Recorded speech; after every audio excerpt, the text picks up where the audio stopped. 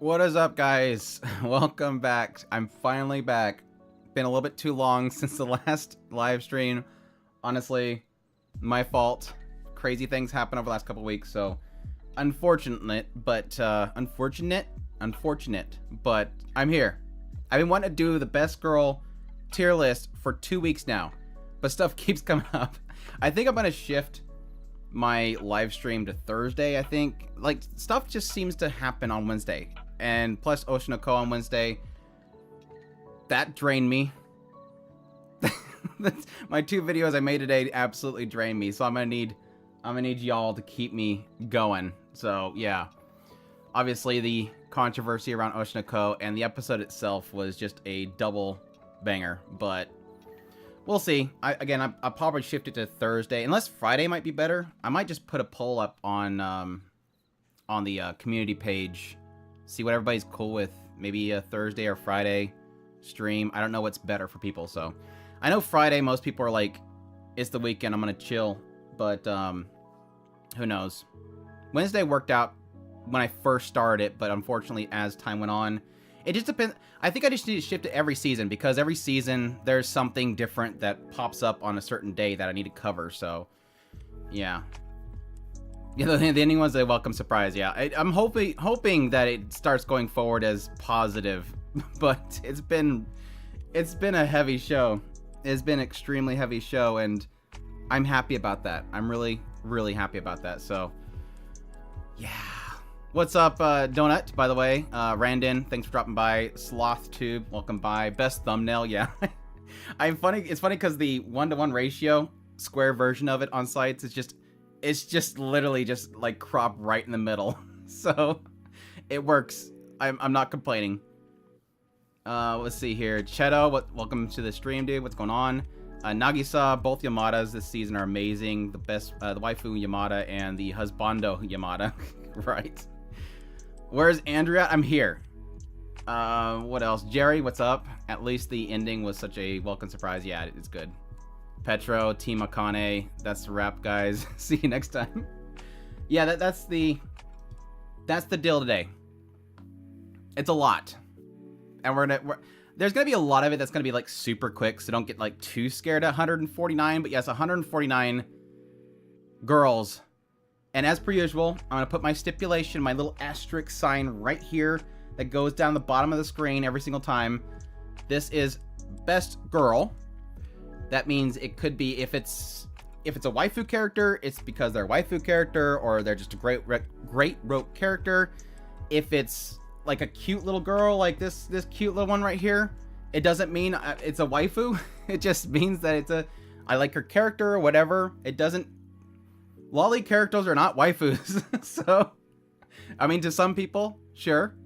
But I'm strictly going based on, it could be a character that I just really like. I like their character design. I like their personality. I like their story. There's several facets to the best girl list. So, that does mean that I don't have to make a must protect section and all the lollies go in there. So, that's my stipulation that I put before every single one of these tier lists. Every major Oshinoko girl is S tier. We'll see. We'll see.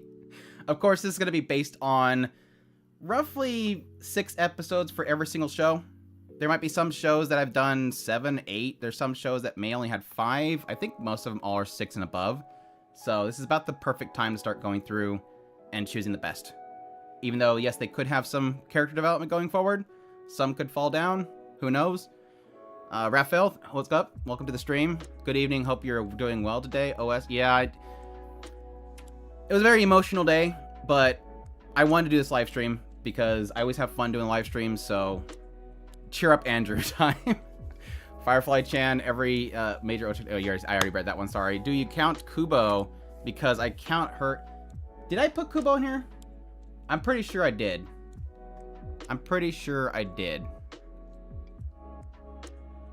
Maybe oh yeah, she's right there. Yeah, I have her in the list. Yeah, she's in there. Granted, I've only watched 4 episodes of Kubo, because I just started back up. Because last season I watched like 2 episodes. It went on hiatus, so I just put off the side. And then once it started back up, I'm like, oh crap, I forgot about that show. So I only have like 4 episodes of it. But yeah, we'll see with that one. But probably should just get started. First time watching my streams. I'm looking forward to this. Dang, I gotta shape up then. Dang. Hopefully first impressions are good. I don't know. We'll see. I don't promise anything, and I'm going to probably just assume it's going to be terrible. That's the best way to have a good stream. Give me what I forgot to move over my files, so I'm not gonna have my names. Because some characters I do not have names. 1 second. I'm just gonna have to get another screen up here. I didn't click something.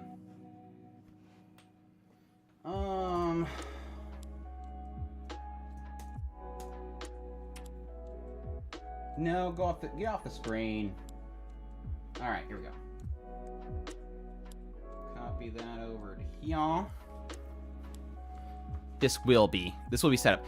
Like I said, it's 149 characters. You have to understand, I'm not gonna remember every single character, so I do have a cheat list for certain characters. That way I don't look like I need it. There are some shows where I don't really care the characters' names because honestly the show is just not good, in my opinion. But most of them are good. We have a season of some good characters. So, all right, let's see. This one right here. We're gonna move that to the desktop. Okay, that file is much bigger than I thought it was gonna be. And there's our list. Yay, we have our list now. Andrew's cheat list is here. Okay, let's begin. I see pink-haired girl and girl with the thing in her mouth. That's how I remember them. No, that's the funny part. I mean, I'm gonna be brutally truthful here. And this is probably gonna be a surprise to nobody based on my last video I made of the series. These girls, I have them classified as inappropriate word sister, creepy doctor, daughter of chairman. I have dumb princess. I have hot assassin. I have hot teacher. I have I don't know, and I don't know 2. Then hot model, and that's my names for them. Chairman, yes, chairman daughter. That's actually funnier. Let's go with that one. Chairman daughter. We'll do that one going forward. Anyways, let's get started. I'm delaying this long enough. Kick things off with Mitsuri. Honestly, the reason why I suddenly like Demon Slayer once again, I'm not gonna deny my like for Demon Slayer recently has been mostly because of her. Thighs, we got some Absolute Zone. She's big sister type. So if we're putting aside just looks, big sister type. I really, really like big sister types. And I haven't shipped a character in that show ever. I'm totally shipping her. I think she's just perfect to go with Nezuko because she's like big sis to Nezuko. So I really, really love her character. So I don't know that I'm going to do S quite yet. Maybe. I might bump her up later. But she's, like I said, she's literally carrying the show for me right now. So yeah. Nezuko's easy S tier though. I without a doubt, best sister. She's super OP. I love the fact that she's OP. She gets crazy. Her new form is great. She's best girl in a box, as we put it on the podcast. So all that stuff works. You're already putting everything in the list, Petro. You have to wait till we get to them. Number 1, I. Number 2, Akane. Yuki, Kana, Mitama. Literally most all those are just Oshinoko characters. Of course, you're only watching like 3 shows this season or something like that. So I guess that makes sense. Cheat skill is a season's real so bad it's good. No, YP. I'm not following you on that one. You can go down that road alone. I'm sorry. Not following you. To each their own though. All right, let's move on to the skip to loafers characters. Where are they at on my screen here? I thought these are supposed to all be in order and they're not. The tier maker put them in a different order. Igashira. Igashira, honestly, was a character early on that I wasn't liking for obvious reasons. She's basically the manipulative, I want the hot guy, everything. Nothing matters in my life except for getting the hot guy. And I didn't immediately discard her character because the show proved to me very quickly that it knows how to do character writing. So I assumed that she was going to have some great moment later on. I will admit, I like how they're progressive, like they're slowly changing her character over time, but at the same time, there's a side of me that's almost tired of it, but at the same time, it makes sense. They're not rushing her character. She's not a light switch. She doesn't immediately click and everything's fixed. So I do like her character. I don't like her person, if that makes sense. I like her character writing. I don't care for her character. She's kind of a B. Like literally and figuratively. I'm gonna put her C for now. I'm hoping eventually I'll like her, but for now she's just a good rope character that I don't like. That's plain and simple. She's a good character. She's a nice character that I don't like. I like that she's getting realization moments though. Bochi and Ezuko are both box waifus. Just noticed it. Well, Bochi also likes the trash can a lot, so she goes back and forth between trash can and box. I'm watching maybe 3 or 4 animes this season. Manga readers were right. Igashira is growing on me and very relatable. Yeah, like I said, I like her character writing. I don't like her. And I'm sure I will eventually. She's good at volleyball, yes. She's very good at volleyball. Let's see here. Our next one is obviously Iwakura. And Iwakura is fantastic. I love her. I love her to death. I have a soft spot for country bumpkins. I think there's a bit of naivete that comes with them. And I like that she's not an airhead. She's not an idiot. And I think the prime example of that was this recent episode. That moment where she realizes what she's feeling. Well, I guess it was 2 episodes ago. The previous, not this last one, but the one before then. Was that moment where I'm like, thank goodness she's not an airhead. Like, this is such a realization moment right here. Please realize what's happening in front of you. And she totally does. And I'm like, thank you. She's a girl. She has a brain in there. Because easily a character like that, a country bumpkin character, can get really dumb with how oblivious they are. She's not. I don't think she ever has been. I think it was a prime example with the moment that she was told, hey, look, you know that Igashira is actually using you, right? And she's like, yeah, but I kind of don't want to know that. I kind of didn't want to know that. She does think about a lot of things. She's a little bit too focused that she does seem a little bit ditzy, but she's got so much character. She dispels so much issues, and that's her character. She knows how to bring people together. So she's fantastic. Gotta catch up on Skip Lover? You do. Yes, you do. Does Heavenly Delusion MC count for this? I have them in there, and we'll talk about it when we get to it. But yeah, they're in there. She's no Osaka, that's for sure. The difference between a shoujo and a seinen manga. I like when they're not dumb, and they can so easily become that. So that's the great thing. Kurume. I don't like Kurume. I really don't. Again, she's another character that I think she's wrote great, but I don't like her personality. And again, this is me saying this based on the 5-6 episodes I watched. I'm sure I'm gonna fall in love with her eventually because I'm gonna fall in love with all these characters, but she's a bit too much. And I think it's because of her preconceived notions that is technically her story that really burnt me on her. But she has definitely got a lot better. But I haven't seen her. I've seen her in her nasty state. I've seen how she corrected that, but I haven't seen her do much after that. And so I don't really have much to work with. So she's kind of in a B area for me. I think so. Nice videos you have posted. Thank you. Appreciate it. I'm guessing you're talking about the ones today. Super draining, but I appreciate the support. We're happy fun times now. Andrew's in happy fun time mode right now with live stream.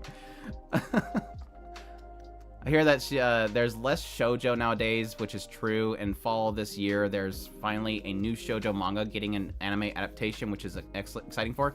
I do think that a lot of shoujo is sort of melting into, like, seinen, if that makes sense. Like, they're trying to have the aesthetic and everything and the storytelling of a shoujo, but they're sort of pushing into the male audience, which I think is great.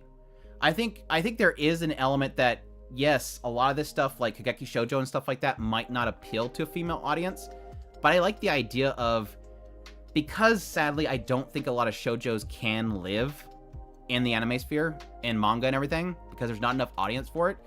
If it can at least capture both audiences while still feeding the needs of the female audience, I think that's a perfect balance to make sure it stays successful, because I end up liking a lot of that stuff. A lot of those shows that seem like it's obviously for a female audience works really well. So, where's the evil modeled childhood friend? Oh, I didn't put her in there. I forgot. And the aunt, I didn't put the aunt in there because they never really talked about it until this recent episode, technically. It's kind of one of those things where I love the aunt. Aunt would be S tier, just to get it out there. But at the same time, it's one of those, what is it?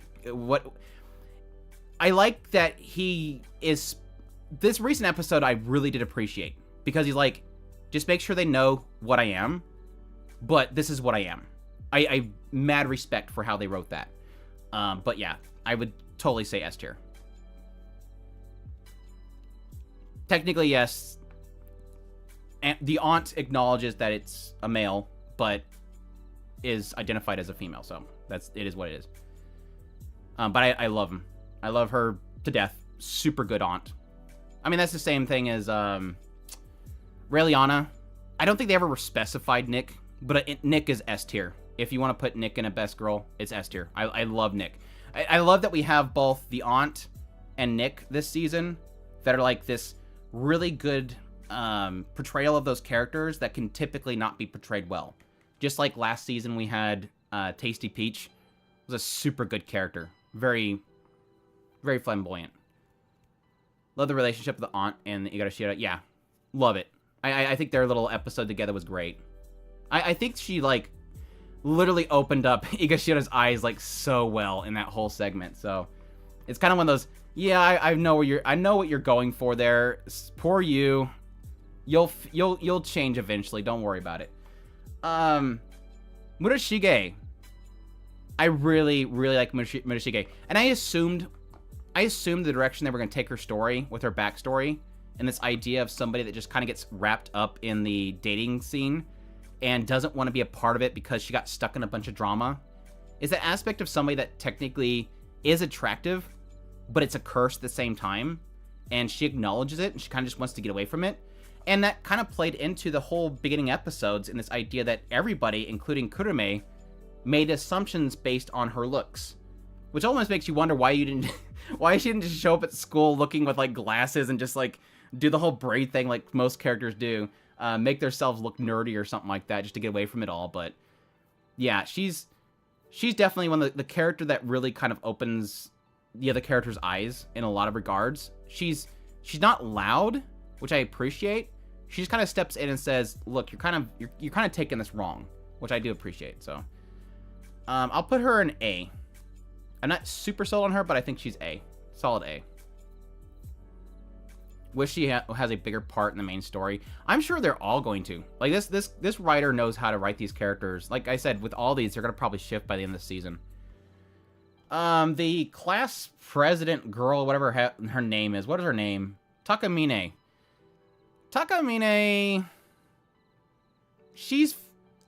I liked her story, but I got tired of her quick. She's not bad. But at the same time, I got bored of her quick. I think they kind of... Honestly, I think her story was probably the weakest part of this entire season. Like, she's just... I didn't find it very interesting. She's the, I overwork myself, but then at some point realizes that it's not that important. Obviously, having Iwakura sort of show her that, look, it's not that important. enjoy life kind of thing. So she was Shrug. She was super Shrug. All right, moving on to Insomniac's After School. The teacher.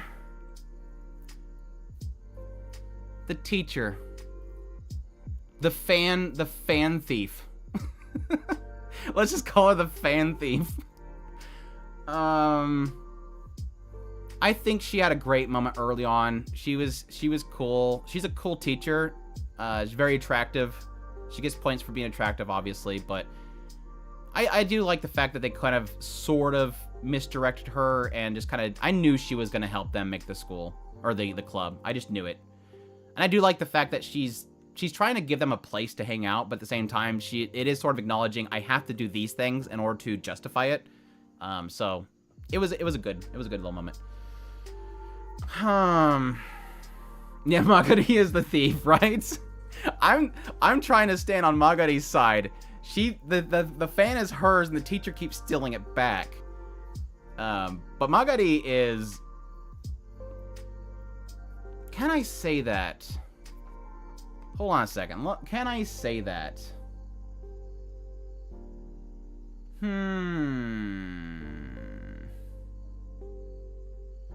It's close. It's real close. I could pretty much say that Magari's probably best girl this season right now. I think she is super cute. Super cute. Visually super cute. She has a great personality. Super kind. Super goofy. Like everything in one. She is like a complete package. And it kind of plays into the writing of the author that they just make her a very believable and very fun character to be around. I really do like it. I think there's probably it was really only here recently that we finally got to see kind of a vulnerable side of her, which I appreciate that they didn't kind of come out with that immediately. But I think the moment that I seen finally the vulnerable side of her, not really vulnerable, but really just kind of showing when she's vulnerable. The side of her, when I'm at this position, this is when I'm at my worst. And I like seeing that because it made her relatable in a lot of ways. Just this idea of what's fueling her insomnia. And it made perfect sense to me because I've had times like that. When I was in a really bad job, the thing that made it to where I could never get any sleep was the fact that I was constantly thinking of that thing. And that's technically the same thing for both of them, really, is they both have this aspect of something gets stuck in their head and they can't let it go. Or just the aspect they didn't get sleep feels their next night to not be able to sleep.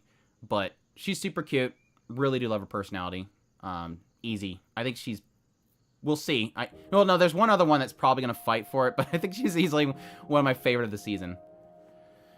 We have some crazy chicks coming up.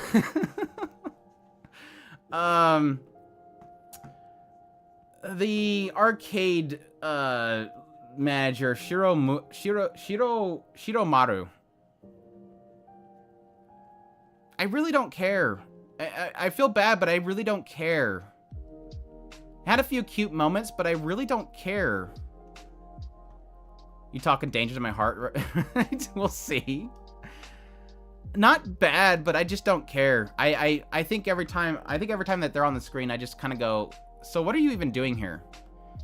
She's had like 2 good moments, but for the most part, it's like, I really wonder what the writer is doing with this character.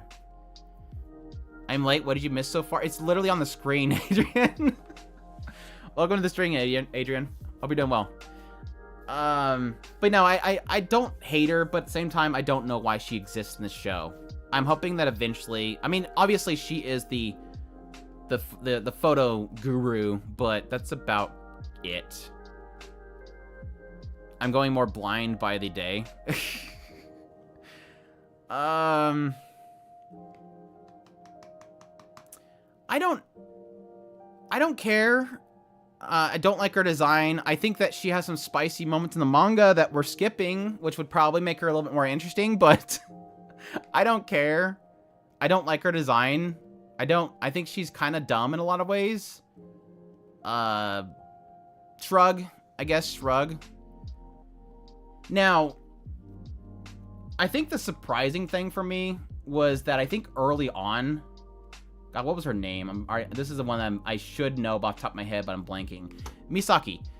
Misaki is one of those characters that early on I really didn't like. I thought that she was gonna be like the overly weird yandere character that just is a bit too much. But I think over time what I found is that she's the only entertaining character of the show. Like, I don't like any other character of the show, and so she's kind of shining just because of that. When your cast is so blank and just emotionless and has zero personality, it makes even the smallest thing stand out so much. So, yeah, you could. I don't think the biting fetish thing is there too much. I mean, she did it like what, 2 or 3 times. They could totally do a lot more. But I like her Seiyu. She's fun, and like I said, when you have such a boring cast, it kind of helps her stand out more. I don't think she's great, but I do find her be very entertaining in that show. So we need more biting, and she'll go to S tier. Need more biting, and she'll go to S tier. Was it Anna? She finally got an episode. Is it Anna? Why is this list not in order? I totally put this in order, and it's completely out of order now. And I blame tier maker. On. Is it on or on? It's on. On is the character that we literally had zero idea who she was in the first season, and now finally we get to find out who the hell she is. Like, she just marches into the castle with healing in the last season, in the first season, and it was like, who is this girl? I specifically remember going, who is this girl? And then finally, yes, now we finally got her episode where it explains healing going to get her and bring her in. She's fine. I have no positive or negative on her. I do like her, I guess, loyalty, her honor, all that kind of stuff is good. She's a good knight. That's pretty much what it is. Not a good knight, like, you know what I'm saying. Basically good friends like Boji Kage, yeah. She was like in 5 minutes only the first season. Right, she like just shows up at that mid-battle, I guess you could say, the mid-season point. She's fine though. I have no attachment to her. Healing though. She's gonna bump her. What? Excuse me. Excuse me. Excuse me. Excuse me. Excuse me.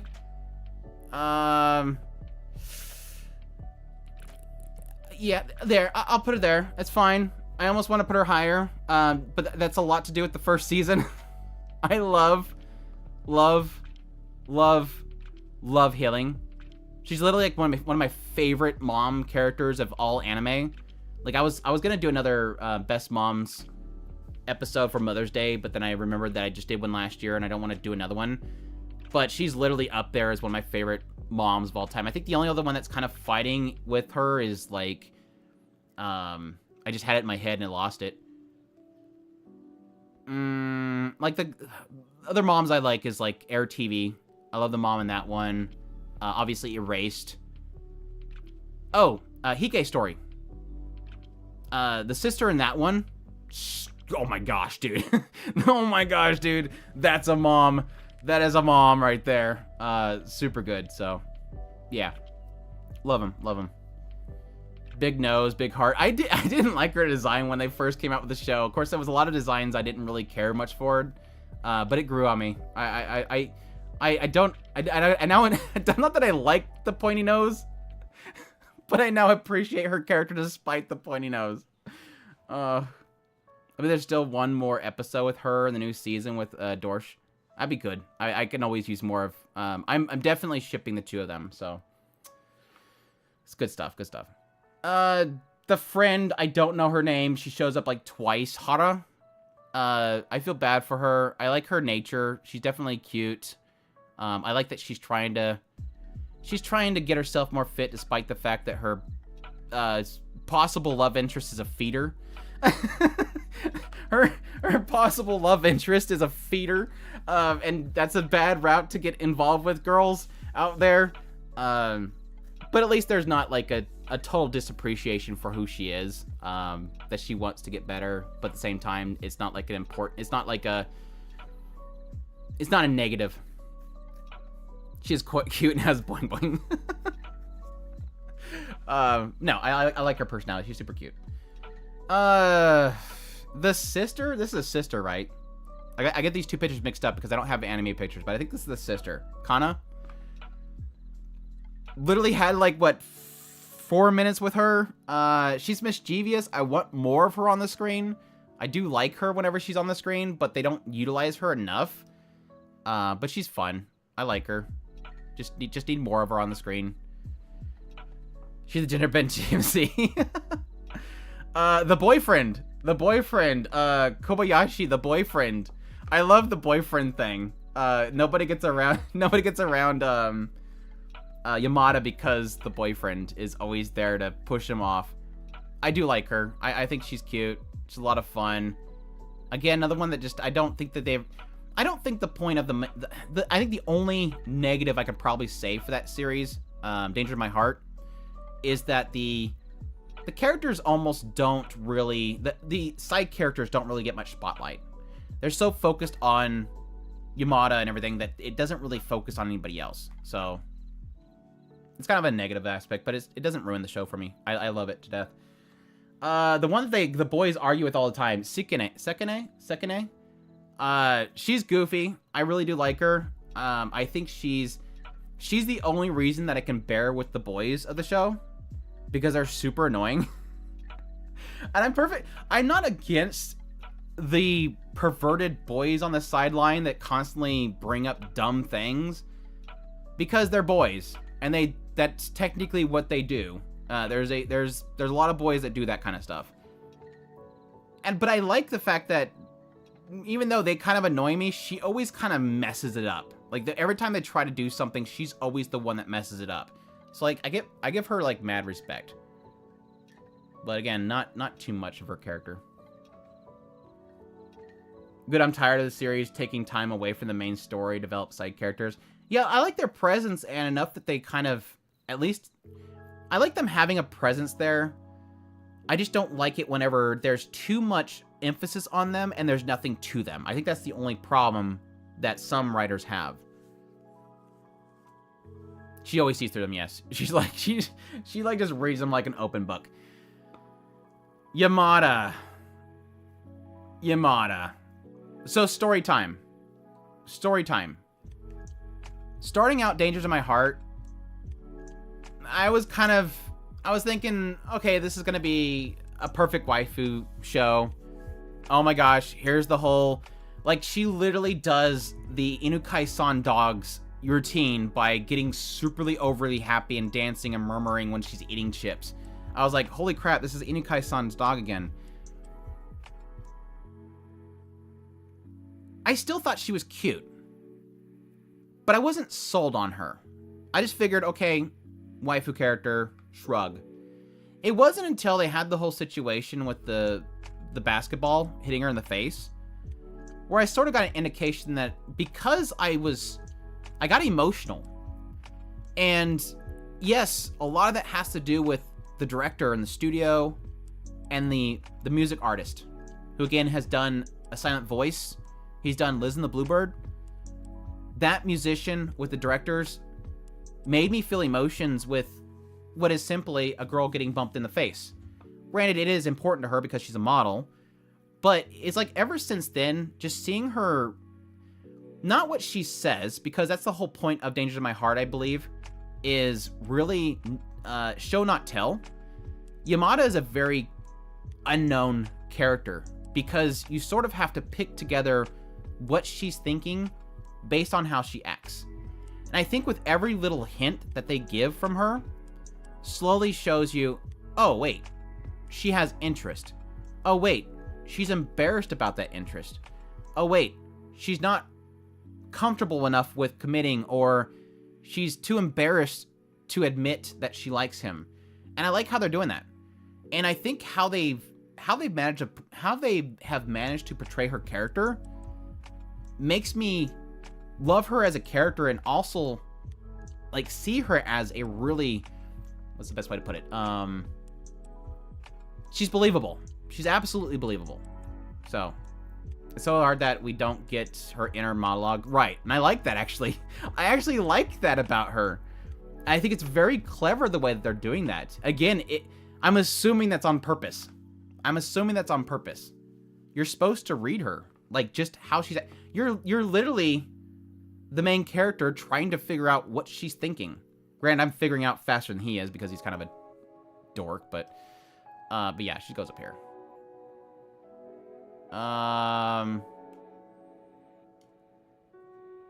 That's the tough one. That's the tough one.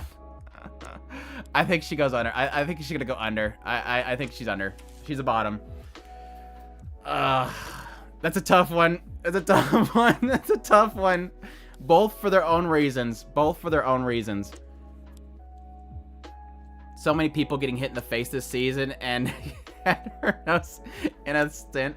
Yeah, what did we figure? It was Dangers in My Heart. Insomniacs After School. Blue Orchestra. What was the other ones? I think there was like 5 total this season. I almost want to make a video, like a really quick short video of like, what is this ball in the face epidemic that we're having right now? Number 2 spot, huh? I'll allow it. You'll fight out. No, they're like tied. They're tied. I can't make them go, you know, top and below. What's up, Grant? Welcome to the stream. Glad you're able to make it.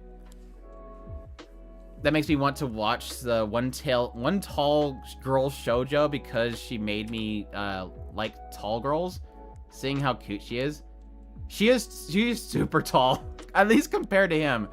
There was a few people that kind of commented, are you watching the Giant Girl show? And I'm like, Giant Girl show? What are you talking about? Because yes, for those that don't know, an ongoing joke, because Andrew liked one character, Diona? One character from 7 Deadly Sins, it suddenly means that I have a giant girl fetish. Yet I've never had a giant girl, like any other show that has giant girls, like Mountain Girl, whatever, from My Hero Academia. I don't care about any of them, but apparently that's become a thing. So somebody was like, are you watching the Giant Girl show? And I'm like, what are you talking about? There's a Giant Girl show. What do you think of her? And I'm like, I don't know what you're talking about. They're like, Dangers in My Heart. And I'm like, oh, yeah, I guess she's pretty tall. I actually thought they meant this because, of course, for the most of the beginning episodes, you don't really see her standing side by side with him. It's not until you see her stand next to him that you realize, holy crap, this girl, like, she's literally doing this to cover him from the rain. It is super cute. I love that contrast. Boji's mom? I don't even care about Boji's mom. I mean, I care about her because she's Boji's mom, but I have no connection to her. She's not like a waifu character. If somebody can name another giant waifu that I actually like, then I might admit that I have a giant girl fetish, but I don't. Now everybody's gonna be picking everything. Somebody's like, all right, Andrew's got like 15 years of podcast history. It's time to go through it. We're gonna find something on him. No, I don't like the female Titan. That is like furthest from Andrew's likes. The external muscle thing. Ghislaine isn't giant. Everybody's gonna start naming off a bunch of stuff. All right, it's time, guys. It is time. It is time this happens. At a row below. It's got to happen eventually. It's happening now. Why can't I get rid of this screen? Can you get up? Wait. Okay, I was about to say if this reset, I'd be so mad.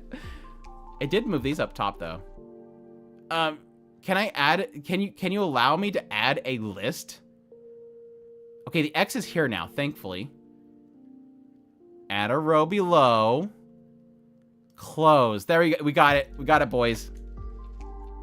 It's happening now. It is time. It is time for the trash can to be filled.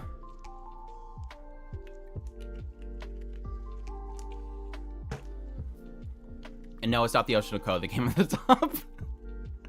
No, I made it for these characters. Trash.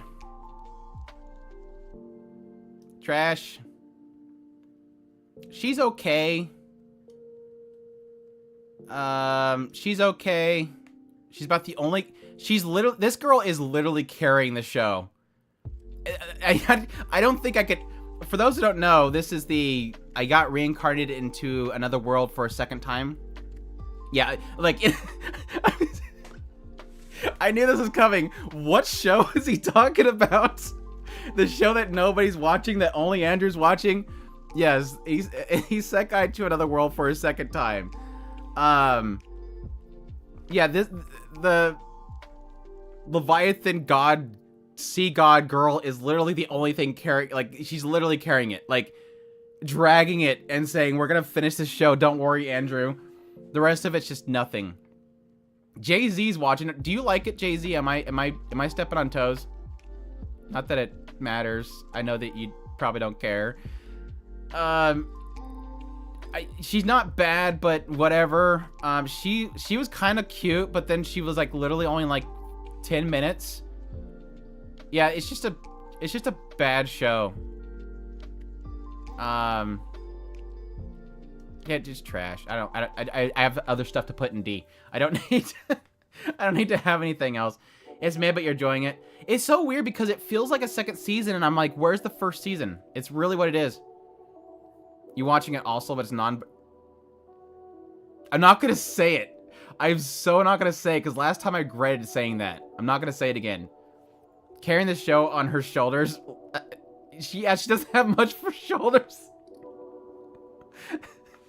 Yeah, you see like right here? It's like right there. It's just a little... It's not a very big show, so it can be carried. Yeah. You can't defend it. It's fine. It exists. Just not... It's just kind of there. Wonder what the show was where he was reincarnated for the first. Like I said before, I want the first season. I guess I could do Oshinoko, even though everybody's just waiting for Oshinoko.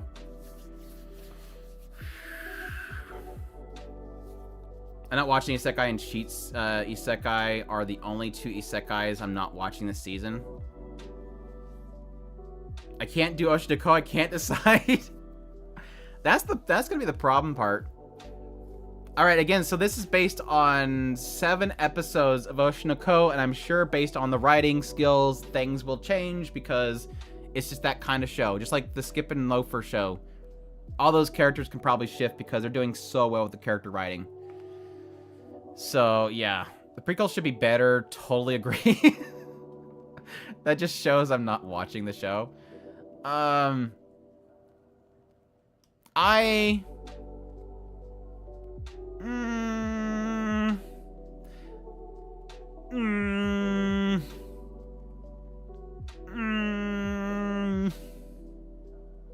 think the further I get away from...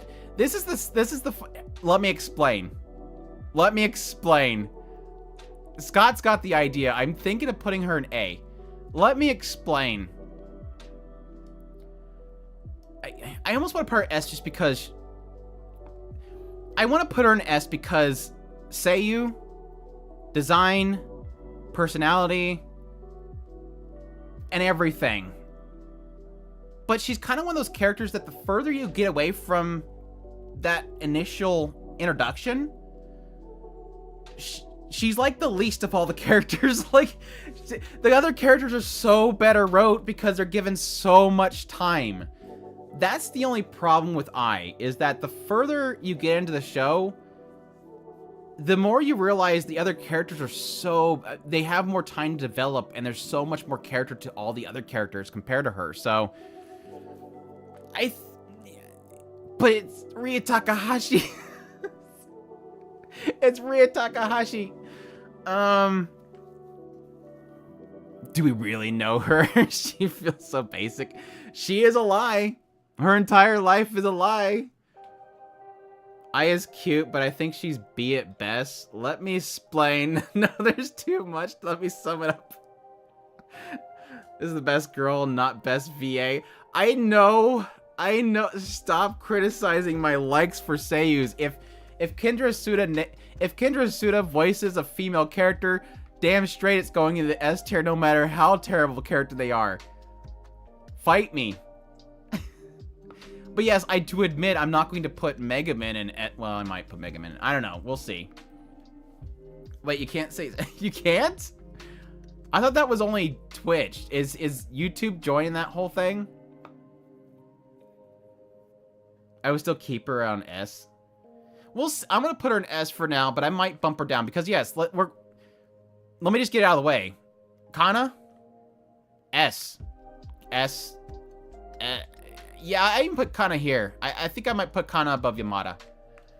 Kana is the example of why I'm struggling with Ai. Kana's character writing just keeps hitting. And I literally, and I honestly believe this after episode 7. Kana is literally the voice of Akasaka. Like, she literally is sitting there dropping all the bombs. Like, if anybody has a problem, Akasaka's like, hold on, scene change to Kana gonna explain it. Now, granted, Mimko had a moment in episode 6, but damn if Kana isn't the one dropping the truth bombs, and I love it every single time. Unless there's a case where something has to be shown to her, she's the one explaining it. And girl has been through stuff. I love her character progression. I wasn't too sure about her going the route that she has into joining Ichigo Productions, but I sort of understand why she chose it. But damn, girl's girl's seen some things. I love that she screwed up. She acknowledged she screwed up. She fixed herself before we even seen her again. I like that we didn't have to fix her. She fixed herself. Didn't have to have main character come in and save her. She had to figure it out herself. I do appreciate that. It gave her so much character, in my opinion. Kana is Oshinoko's best girl. Kana is street smart but humble. She's humble. I guess, yeah, I guess for the most part she's humble. Kana gets any better? Or Kana gets better. Yeah, I would imagine all these characters are getting better.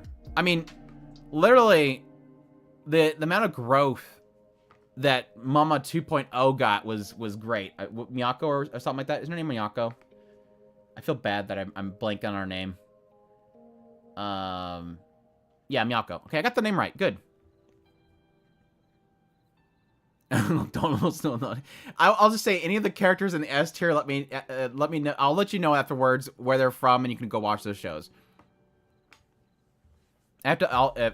I'll figure it out now. Kana is the equivalent of Roxy, and Akane is the equivalent of Addis. I haven't seen that yet, so I'll have to take your word for it. Mom 2.0 is best. It was great, to be honest. Yeah, she was definitely possibly going to hit my best moms of this year, but again, I didn't do the list, so I like finally having moms in shows. It was so funny because the other day somebody posted in our Discord. Well, it was on Mother's Day. Somebody posted on our Discord this list of like I don't know, anime trendings list or something like that for best moms, and it was literally like just a bunch of here recent shows with moms. I'm like, to be honest, as much as it's easy to criticize a top list having like just nothing but, okay, think of a shonen show. Is there a mom in the show? Okay, best mom because I like the show. And it was just all stuff that was here real recent. Like, I made it in the list and stuff. There's something to be said that technically there's... Up until, like, probably 15 years ago, there wasn't really many moms in anime. So it's not too difficult to understand that most top lists aren't going to have many moms from back in the day. Because it only seems here recently that they're finally having moms in shows. And it's great. Shoko Komi was in the list, though. Was the Isekai mom there? I know I was in there. I think the Toradora mom was just always in the list. I forget what else is on there. It was like a bunch of characters here recently, though. Two-Hit Mom wasn't? Well, that's a bit back, though. That's pretty obscure if you think... It's pretty obscure if you think about it. So it's not too much of a shock. Akane, I'm afraid I'm afraid of this character. I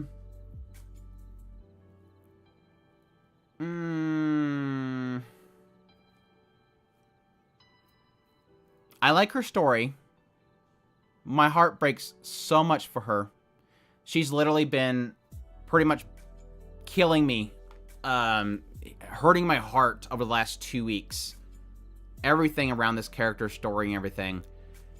But I'm really afraid of where they're taking her character. So I don't know if I want to commit to her. Like the very end of this last episode, I'm like, I'm very afraid of this character becoming a character I'm not going to like. But I really do. I really do like her character. I feel super broken by her character. Granted, there's a part of the reason why I want her an A, and unfortunately not lower, is because I like her writing. I like a lot of things around her character, which definitely brings her up. Her personality, I don't like. She's kind of the character that I don't think I would ever find attractive because of personality. But everything else about her I really like. You'll like her for sure. We'll see. We'll see.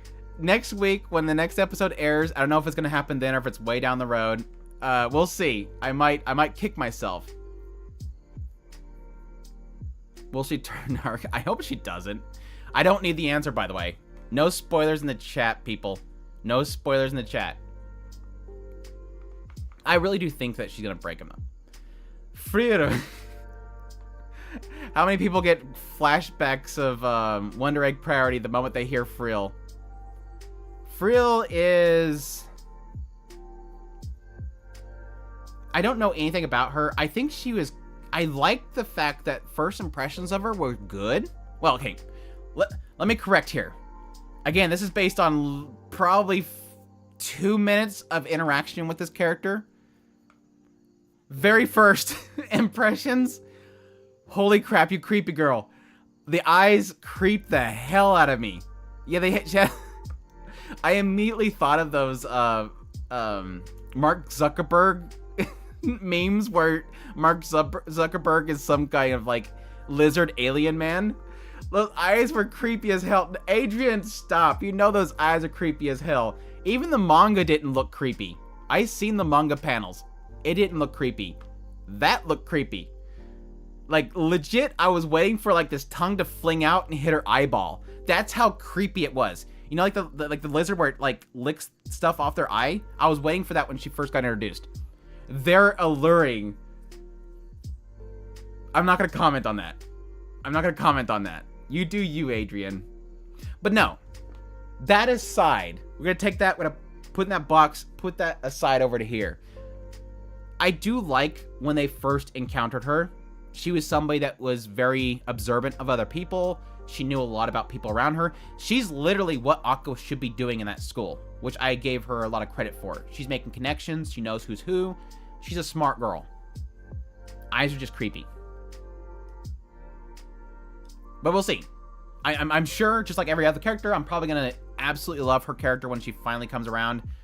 First impressions, she's creepy, but she's cool. So, Arnheid is in the list, yes. We still got a crap ton to go, Amar. Amar, we ain't nowhere near close to done.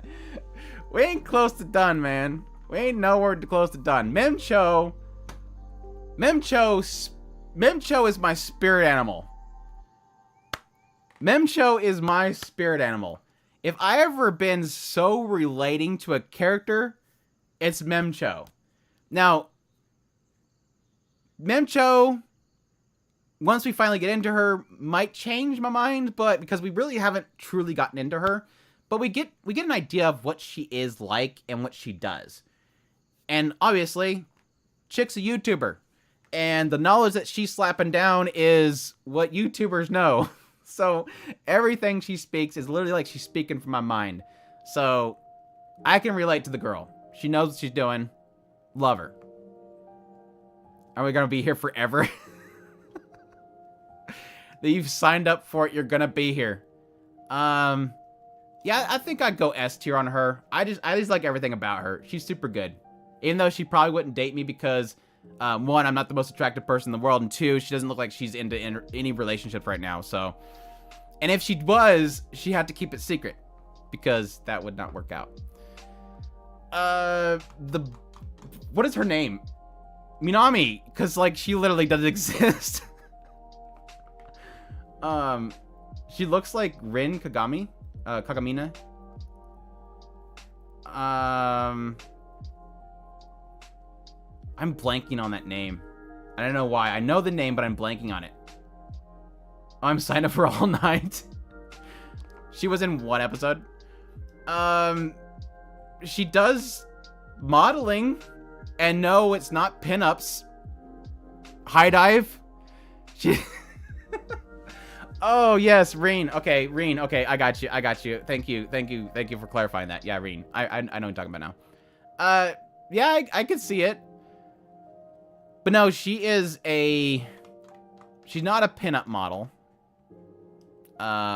She does lingerie and stuff. But thanks, High Dive. She's fine. I don't have... She literally nothing to her character so far other than her sitting there looking cute. So we'll see if something comes up later on. But for now, she's just there. Yeah, best mom replacement in the show. I don't know. I love her character transformation. Absolutely love her character transformation. She broke me. Yeah, I have U149 on here. Again, we're nowhere near done. U149 girls, they're in here, right? I only put the characters from U149 that we've got in episode. Yeah, they're right here. Only the characters we've had episodes for, so there you go.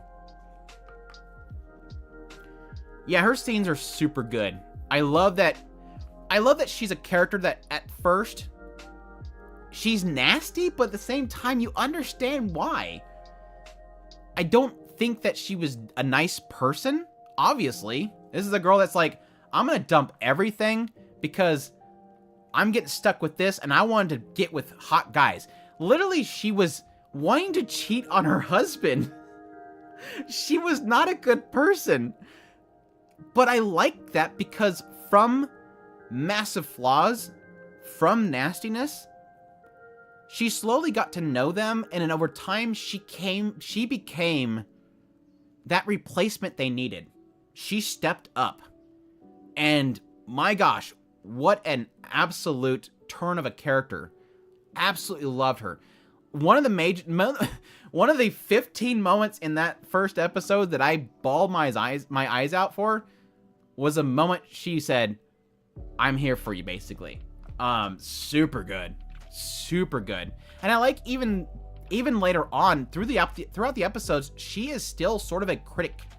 She's always criticizing him. She is a mom, so she's willing to speak up when they're doing something nasty, whatever. Now, granted, they're becoming the age where there's really nothing she can really do to stop them. I guess technically they're still not adults, but yeah. She has a good arc and is great, totally agree. And promised that she'd get to marry a hot actor. Right? Eventually, that's the thing. I am really hoping for that redemption moment where she finally gets that actor that she wanted, because obviously somebody else is not there. Still kind of curious what happened there. I have some theories, but I'm not really getting into them quite yet. We also didn't get really see her relationship with the manager. Maybe he also wasn't serious about her, but married for some reason. Yeah, that's the thing. I mean, you never really see any sort of indication of his love for her. He was always just kind of throwing things on her. So, and then again, he technically abandoned her. Like, dude just dipped. Again, we don't know why yet, but yeah. And she has a special relationship with Aqua. Like, she understands him more, mature dark side. Yeah. She's the only one that really knows the truth about him besides Ruby. So. They haven't really hit that on that in a long time. I wonder if they're still indicating the idea that they're still technically deities inside the bodies. They haven't really addressed that in ever since that first episode. And I kind of wonder if she still believes that they are. Or if that's been pretty much cleared up at this point. He's moved to... Oh.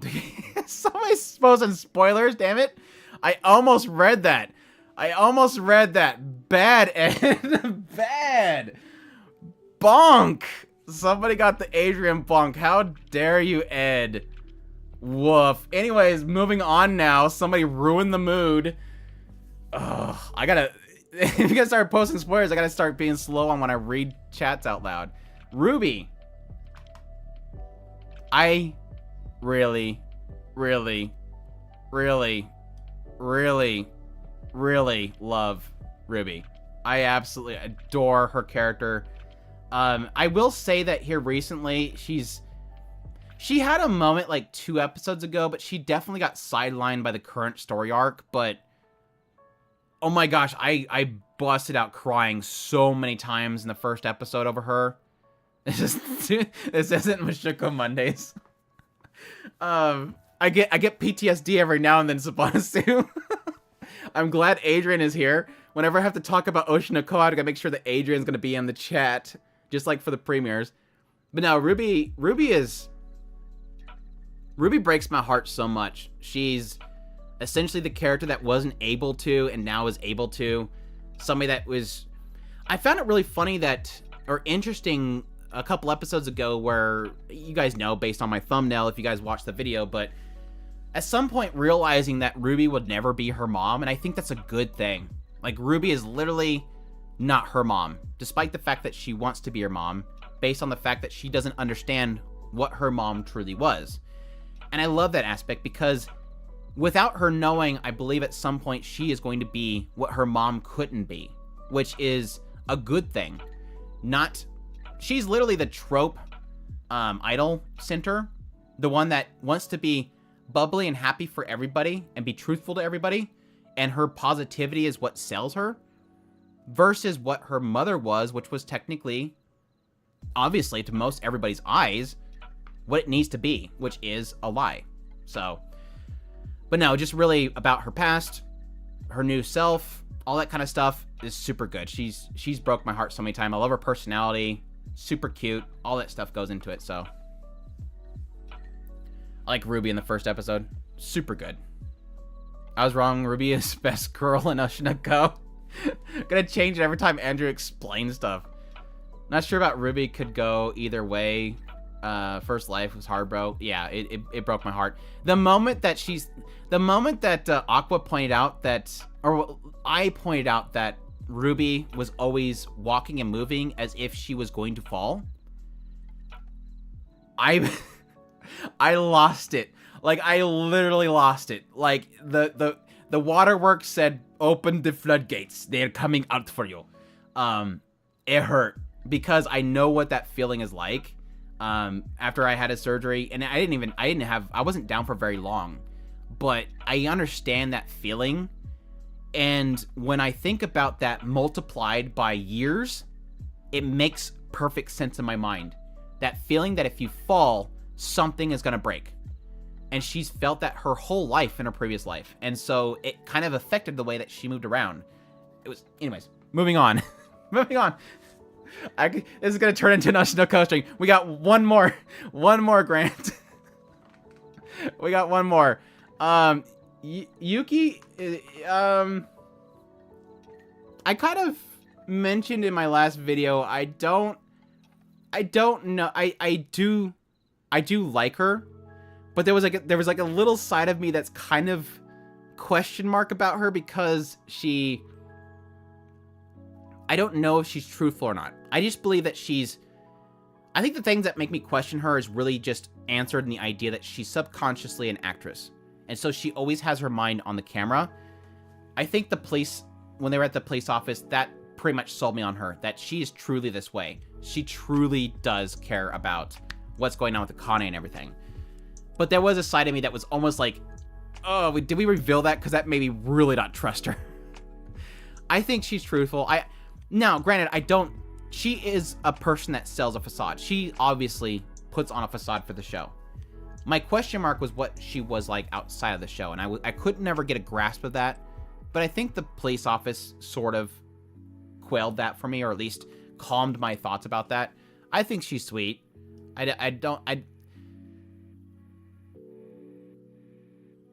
I don't know enough about her true self to really trust her still, but at least I know that she's honest about Akane. At least I can give that much. We'll see, though. We'll see, though. Like, again, every character, it's going to probably come into something else later on. The calculativeness is part of her appeal. Yeah, that doesn't sell her for a person from... I mean, as a character, yes, it's great. But it doesn't sell her as a character. I could put her above these characters. I'm not sure why I'm putting that. Oh. I like her, but she isn't trustworthy. Exactly. Like, I like her character, but I don't know that I would ever like her as a person. Because he's too hard to really fill out, so... But again, kind of like the show describes, everybody does that. I'm not this way when I'm off stream, by the way, and I hope that nobody thinks that I am this animated off stream. I can be. Don't get me wrong. This is me at my like 8, I guess, is the best way to put it. I'm typically at a 5, but this is me at my 8 because obviously I'm trying to keep talking. I'm trying to entertain, all that kind of stuff. So, yeah. Moving on to Kamikatsu characters. Yeah. This is going to be a mixed bag. Kamikatsu is going to be a very mixed bag.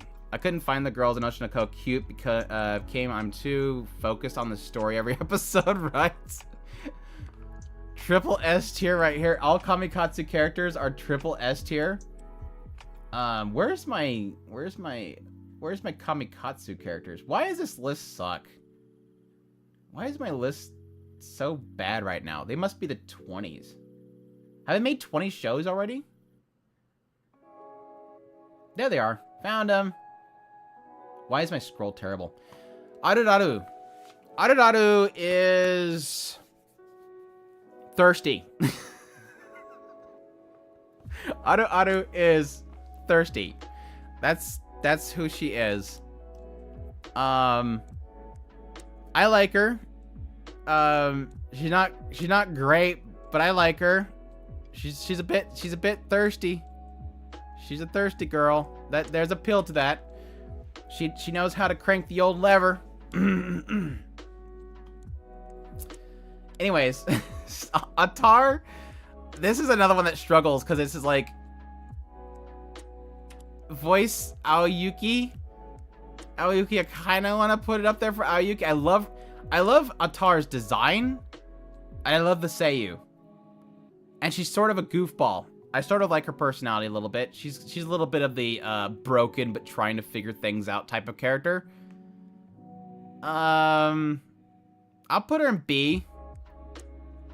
But like I said, she gets a lot of points based on Seiyu and design. So there you go. Bertrand. I thought I was gonna say Birdnan or Birdnan. Bertrand. I had a massive laugh out of him early on, but I don't care. I don't really care. I can't go with you, NF. I'm not gonna put no S tier on Bertrand. He had a good joke early on. I love the whole saber shots kind of thing to the finish me off kind of moment at the very end, but he's just there. I don't really care too much about him, so I can't give too many points for him. He's fine. Thirsty Gyaru, I forget what her name is. Daikini?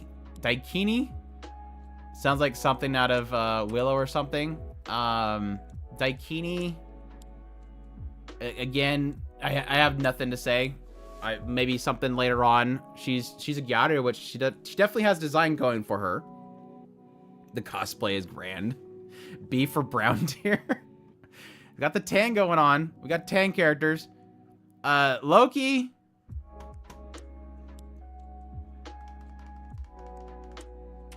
Another one I'm pretty shrug on, I think. I love the Seiyu, which honestly called that Loki was the person from the village the moment I heard his voice, because damn, that Seiyu stands out like a sore thumb. She's got a fantastic voice, but yeah, again, another one that's kind of shrug. Yeah, Loki's interesting, but not waifu. I think that's the best way to put it. In regards to, like, the tier list itself, the waifu aspect doesn't outweigh the writing, so... God Lolly is an A. We have to have a moment to talk. We have to talk. If I could find my mouse, I will talk. Have you all heard of the wonders of Mitama? Well, please, sit down and let me tell you about the wonders of Mitama. Mitama? We're gonna have a sermon in here for Mitama. You're all gonna be healed by Mitama. Now, Mitama's great. Mitama makes the show for me. I absolutely love her. Now, I will admit, girl has had no presence in the last few episodes, and it saddens me. Ever since I don't know, it's been quite a few episodes now. It really does feel like she's just there to be drained. She's always just there drained.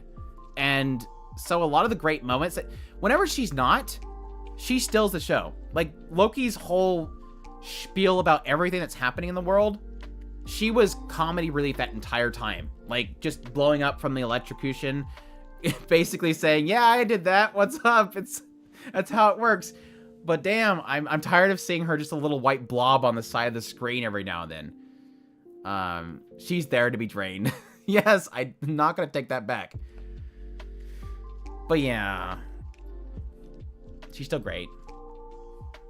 I won't say she's S tier, but I'm gonna put up her A.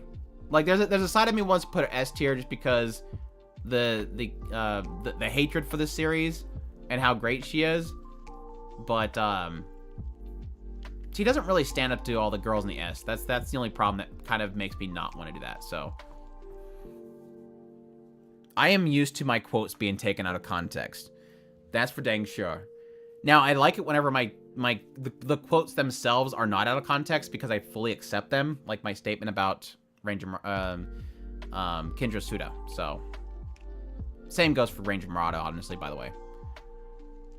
Anyways, this chick, I don't care. I just don't care. What is her name? Can we give her a name? I don't even know what her name is. What is her name? The closet thirsty girl. What was her name? I'm sure she's important. She is Rishu. I think her name's Rishu. I could care less. I could care less about her. Rishu or something. The sister. As I will fully admit when the show doesn't work for me. And yes, Kamikatsu, especially around her, doesn't work for me. That's that raunchy humor that doesn't work for me. I like a lot of the raunchy humor. That's the one that doesn't work for me. I could care less about her. They can remove her. They could take her out of the show and it wouldn't make a difference to me. So, yeah. The sister literally doesn't exist. So there you go. I'm sure there's something's telling me they're going to do something with the sister at some point. I'm thinking she's going to get pulled from another. I think she's going to get pulled into a different cult. I think that's going to happen. They're going to go back home and she's going to get swept up by somebody else. Mark my words. Put the pink hair girl top. No. I'm not going to go that far. Oh, yeah. The other best mom of the season. Okay. I will admit, I am not a huge fan of the adaptation of, my gosh, My Home Hero. I'm not a huge fan of the adaptation of My Home Hero. It feels like it's poorly adapted. And I had a lot of trouble with the first 2 episodes. But it's getting better. It's getting better. They're doing a lot better with it. And my gosh, the mom is great. She is so great. She's literally like, one of those recent episodes, she's literally like, I'm gonna have to get rid of him. Like, I'm like, damn, mama, mama mad. Honestly, she's what I wanted from the main character from the very beginning. At the very beginning, my struggle that I had was that it almost felt like it was such a knee-jerk reaction. He had to do something, and now he has to clean it up. But the mom is sort of what I wanted in his character, where it's this slow progress to, if you're gonna hurt my daughter, if you're gonna hurt this family, I'll get rid of you. So I absolutely love her character. So yeah. Yeah, I almost wanted to stop watching it and read the manga just because I felt like the anime may be ruining it, but I kept on it and I've been enjoying it. So yeah, best mom of the season besides healing. There's a lot of good moms this season. There's so many good moms this season. We got 1, 2, 3 good moms this season. Am I missing any? Any other moms? Oh, this isn't a good mom though. Here's another mom, but she's not a good mom. Oh man. The daughter, for all my praise for the mom, honey, I just killed a gangster. Can you help me with the body? Oh no, sure honey, I'll help out. Let me go get the bleach. Oh, you got a stain on your shirt. That's gonna be difficult to get out. That's literally what she did. It was good. I loved her reaction to it. It was like, all right, let's get this figured out. The witch isn't a good mom, but she's a great scientist. Anyways, Reika, I hate her. I absolutely hate her. As much as I respect the mom and dad for what they're doing with her, I don't like her. And I understand that there is people that get stuck in that type of relationship, and so I kind of understand that whole side of it, but dang, this girl does, like, zero trust in her family whatsoever, or will even talk to them. I really don't like her, especially this recent episodes. It was like, and I guess it's a fall of the idea that you're so focused on the mom and dad to get things figured out, and she's sort of throwing a wrench in it, despite the fact they're doing it to help her. But no, I can't. I hate her. I hate her. Yes, she's basically your average daughter. Yes. But it doesn't mean I like it. She already... I'm gonna probably make some people mad. Am I gonna make people mad on this one? Do we have big fans of this show? Any big fans? Is anybody watching Galaxy Next Door? I guess it's a better question. The Queen Bee, yes. The don't touch the stinger girl. The don't touch the stinger girl. I want like a review of her character. It's like, had a great date, would date again, just don't touch the stinger. She gets really angry about the stinger. I watched a bit, but she's too perfect. Yeah, I wouldn't say that she's not... She's perfect in, like, she sort of feels that sort of desire. She's a little bit too acceptant of things. She's super nurturing. She's beautiful, obviously, but she's also kind of boring. Am I wrong? I think she's sort of boring. Like, I get nothing out of her character. Like, every now and then she gets all squeamish and gets all like, ooh, wee, ow, I'm feeling doki dokis, but for the most part, she's kind of just there. And not that she's bad, she's kind of just there, so. That said, I'm gonna C. I'm gonna put high C. She's not bad, but she's just not, she's beautiful. Again, would totally date her. But she's just not really, she's not really competing with any other character in the list. I mean, I guess she does compete with a lot of characters in B. Right there, I guess right there. I guess there's good. Yeah. Might come down later on. She's been too isolated. Yeah, and I don't think she's getting really much added to her over the episodes. So, anyways. My gosh. The next, I have zero cares show of the season. The Aristocrat, what is it called again? Oh my gosh, I don't even remember the name of the show. Aristocrat, and the Gods Made Me Too Strong or something like that. The show I care so little about, I don't even remember the name of it. reincarnated as an aristocrat in another world, and the gods. I'm trying so hard to remember the stupid name of this show, and it's bugging me. Are they bugs or features? She comes with too many rules. Dude, I literally am terrified with how they portrayed that whole thing, because it's literally like this aspect if you bump against her, you literally die. Like, she literally cut, like, baggage. We're getting back into Galaxy Next Door, but absolute baggage comes with that girl. Touch the stinger and she can literally kill you if she gets a little emotional. It's a little scary. Get too far away from her and you will have a massive fever. Scary. Like, what if the girl, like, just randomly decides to go on a business trip? You're dead. It's scary. Anyways. I think she's kind of cute. She's probably one of the only funny things about this show is the sister. What was her name? Rene.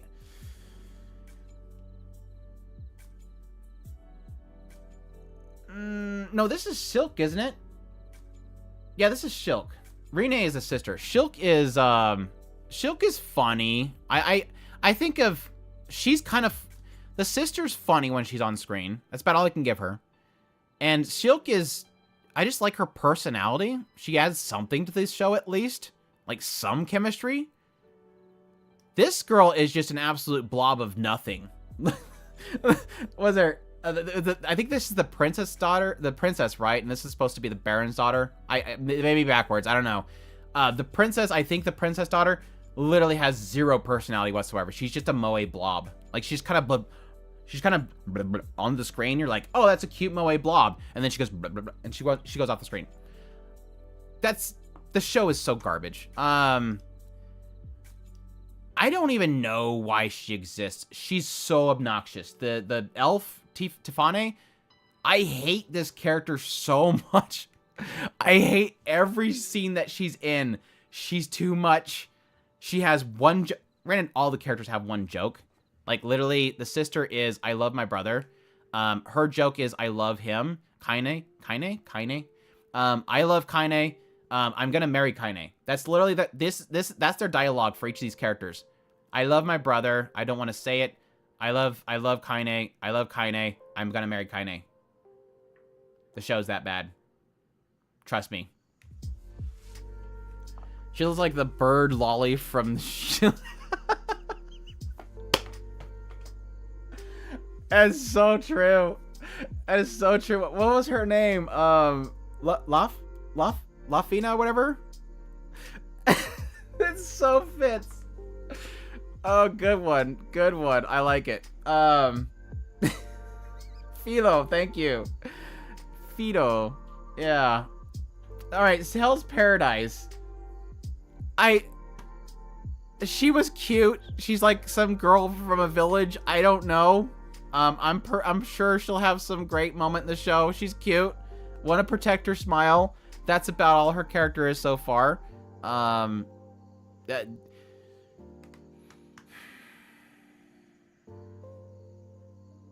I hate her. I really hate her. I want to like her, but I actually hate her. Like, I can't stand her character anymore. I'm putting her in trash. I can't with this girl no more. I can't stand her. I'm fine with somebody that is weak but doesn't understand it, and then at some point realizes that they're weak and understands it, and then at some point, because that weakness becomes stronger. Yeah, this is Hell's Paradise. She's so back and forth and back and forth and back and forth and back and forth. I'm tired of it at this point. She's very indecisive, and that's a character trait, and I fully acknowledge that, but I can't stand it anymore. So, at some point, if she does something that does great things, I'll accept it. On the fence about Hell's Paradise. The chat's advice. I appreciate the feedback. Don't ask the chat. All the chat's like 90% people that follow my Discord and are a bunch of moe blob loving jerks. Anyways, Agenta, what's going on? Welcome to the stream. The wife, I actually like her. I like her a lot. She's unfortunately non-existent in the show except for flashbacks, but what we did see of her, I do really like her. I think she's really cool. Yeah. I'd do an arranged marriage of her. She's great. There you go. One of us then. New tier below trash landfill. I don't know what's worse, landfill. I mean, at least with landfill, at least you're I don't know, covered up and doesn't smell as much. But until it gets covered up, it does smell a lot. So I guess it kind of fits the same way. Just in time for Hell's Paradise. I don't know if you're a fan of it or not, and if that's a good thing or bad thing. She's a good angel on your shoulder. Exactly. That's literally what she is anymore. And I know she's dead. I'm just assuming that she's dead. I don't know the manga, but I'm going to assume. I've been assuming that since episode 2 that she's probably dead. Rie Takahashi once again enters the stage. I'll see if Rie Takahashi's Seiyu can improve her for me or not. I honestly, I'm fine with her. I'm not big on her or anything. She's like any other character of the show where it just doesn't feel like they're going to do much with the character. But hey, girl knows what she wants. She goes after it, so we'll see. The Kunoichi belongs in the trash? I'm not that bad against her. But she does have good... I mean, and literally Mappa does the art for you, so you don't really have to work too hard. I mean, you can literally just get a screenshot of her covering herself up with goo stuff, so... Her jokes are kind of bad. Her jokes are bad. I will admit that. She doesn't really hit many points, so... But she's not terrible. Oh, another trash show that I wonder why I'm watching. Lolly that tries to have absolute thigh zone. She's cute. I find her the most entertaining of the show, honestly. But it's not the show's really that great. This girl's bold as hell, but still, I don't care. And then Lucy's probably most of my enjoyment of the show because it's Lucy. Daikon sucks. Yeah. The Hero is Dead, is it still good? No, it's never been good. It has its moments. Like, every now and then it does something super absurd and in often cases raunchy. But the rest of the show is just not there. That's just my opinion. So... yeah, it's just it's a very shrug show. It's like if you gutter humor, potty humor, raunchy humor, mature humor, it's all over the place. Raeliana.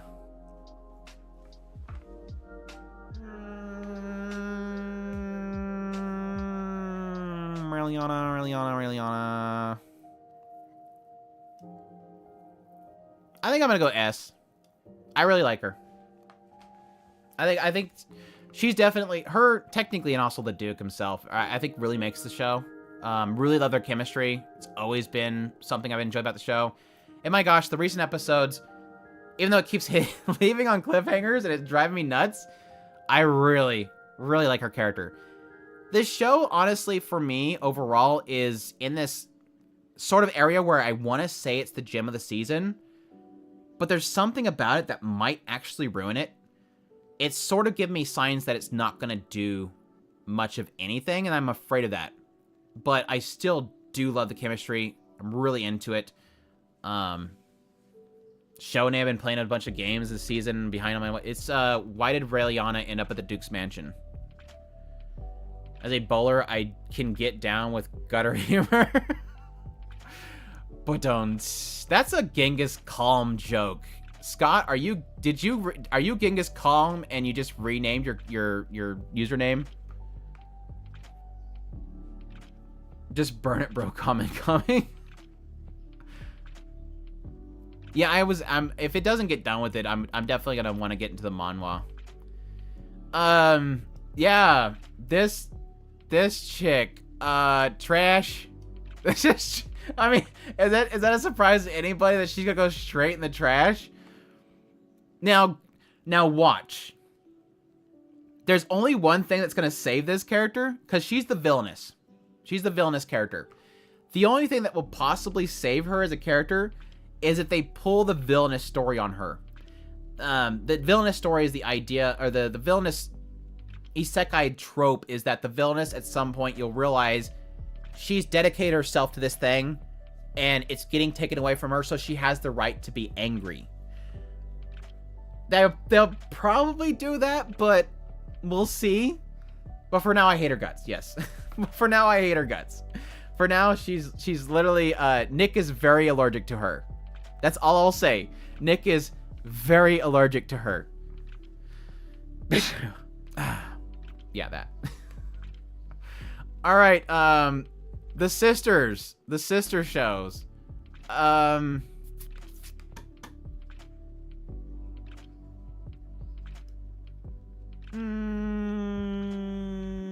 think she's a solid B. I know it's gonna make somebody angry, but she's a solid B. I know somebody's really a big fan. I'm waiting for it in the chat. She's probably... I love her little cackle, the ka thing. Super cute, but she's very one note, just like the sister is. They're all very one note characters, which is kind of unfortunate. The ED makes me like her a lot, though. The ED makes me like the sister a whole lot, but I don't think the show itself is going to actually get into any of that. I think the show gives her more character than the ED gives her more character than the show itself. So the sister show just isn't the show for the isn't for me. I agree. It's not. I'm not gonna sell anybody on it. It's got a funny shtick to it, but it's kind of just doing that shtick over and over again. Yeah, the animation still holds up. There's some flop points for it, but they still have some Sakuga moments every now and then. But they're not going crazy like the early episodes. Bertrand is best Kamikatsu girl. Demon sis is better sis. I do like the demon more. Even though I like the sister's personality. Yeah, her laugh is funny. Tangirl's great, though, if she actually had some moments in the show. Because I have a... For those that don't know, I have a fondness for the Adventure Guild receptionists. They're always hot. So... Alright, I'm gonna take a break in just a minute, but I want to leave on a very good note. A.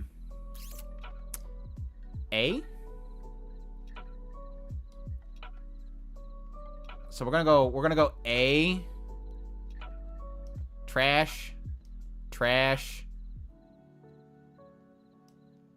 D. Trash. All right.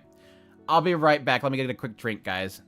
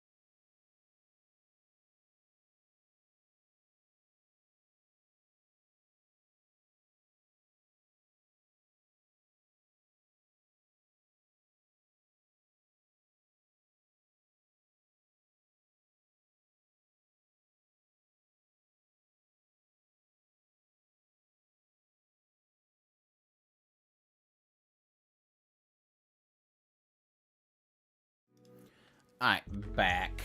Sorry about that. Yeah, Sleepy Princess is S tier. Super good. Super, super good. Now, to explain myself, Cafe Terrence.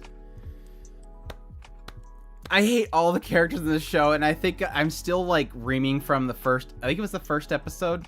I can't... I hate all the girls. Especially what they did to... I don't even remember their names. I don't even care to know their names. What is their names? Let me look at their names. I don't want to be bad about this. Terrible watcher. Shiragiku. What kind of name is that? The guitarist is great. No, like, if I ship anybody as the guitarist, she is super good. I love her character. She actually has a personality, and she's not unbearable. She's like a normal girl.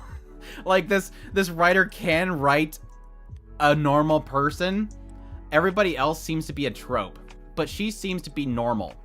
And I think in a show where normality just doesn't exist, she stands out a lot. So that's the only reason that she's, like, what I put her at, like, A or something. I don't know. Yeah, she's, like, the only good character. I don't even want to put her A. Probably B. B's fine. She's not that great. But all the other characters, like, she's this trope tsundere character that I can't stand, that has some sort of tie-in with his history. She just beats him up every 2 seconds and does super Street Fighter jokes. And this girl just... They use her to blackmail him, basically. So I can't stand him. And I've never been a fan of the writer, so if you're a fan of the writer and you enjoy the show, it's perfectly fine. The writer just doesn't resonate with me at all. I've never enjoyed really any of his shows or books. Well, it's just the shows, but yeah. Did Ayakashi ever finish airing? I don't think so. I skipped the show for a while and then watched 5 episodes back to back. Cafe just grew on me. Well, that's fine. I'm fine with people enjoying it, like I said. You're saying the show has been so much better if they dressed as maids with Uzis? It would probably be a lot more enjoyable, yes. Because some of the dirtbags that walk into the cafe could deserve to get, yeah, that. Alright, Kuma Bear Punch. Smile that must be protected.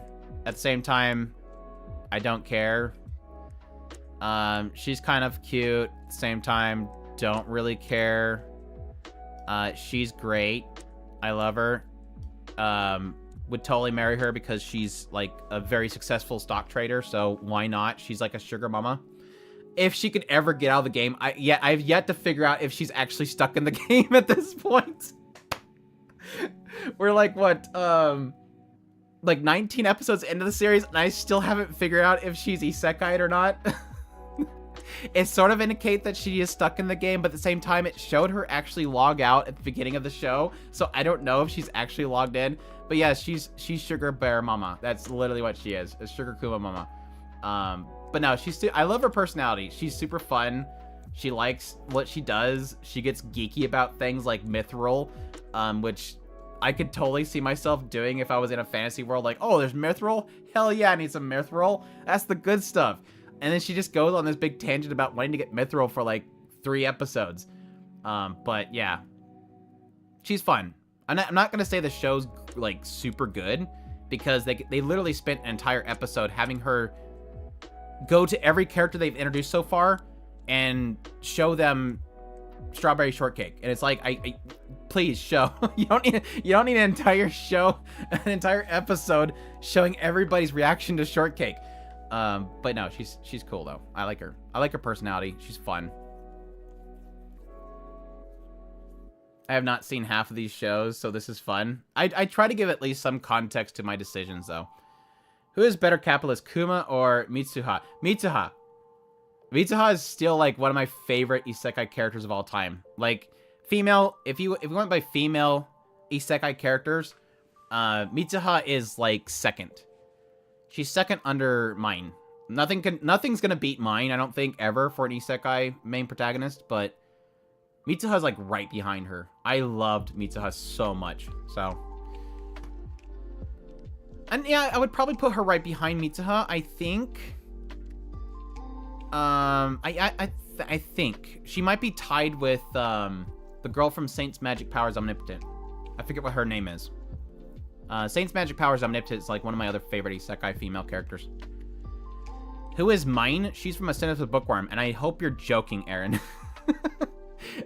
If not, you haven't been listening. You're probably joking. Yeah, okay. I assumed you were joking. I just showed my friend 80,000 gold, and he loves it. Good. Increasing the fandom of 80,000 gold is good. I'm really tempted to get the actual novel series. Sounds like a capitalist game. It literally is. No, yeah, she's not really capitalist. She's exploitive. There's nothing really capitalist about it. It's just explain the systems.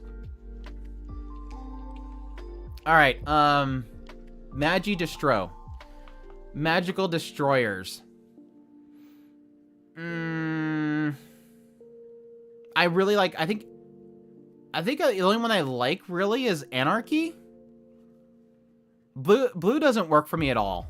That's for sure. I can easily say that Blue doesn't work for me, and that's just preference. I think her thirsty personality just doesn't click with me. And that's pretty much her joke, and I don't connect with her at all. Like, zero connection whatsoever. Anarchy's fun. Anarchy's really fun, and she actually has a lot of personality outside of just destroying things. So I think she's easily, like, the best character of the show. Pink, I can't get anything. I can't get anything out of Pink because she literally doesn't talk. She's gobu gobu gobu gobu. If you like gobu gobu gobu, you might like her gobu gobu gobu. But she's not terrible. I love her transformation, but yeah, there's nothing really about her that I particularly like. So there you go. Anarchy is a good girl. Yes, she is. She's got passion. She got passion to go with her destruction in Anarchy, which is kind of interesting because it's completely opposite to her, which might actually be a story beat, which I'm sort of starting to see with her. So we'll see. All right, Gundam. It's Gundam time. It's Gundam time.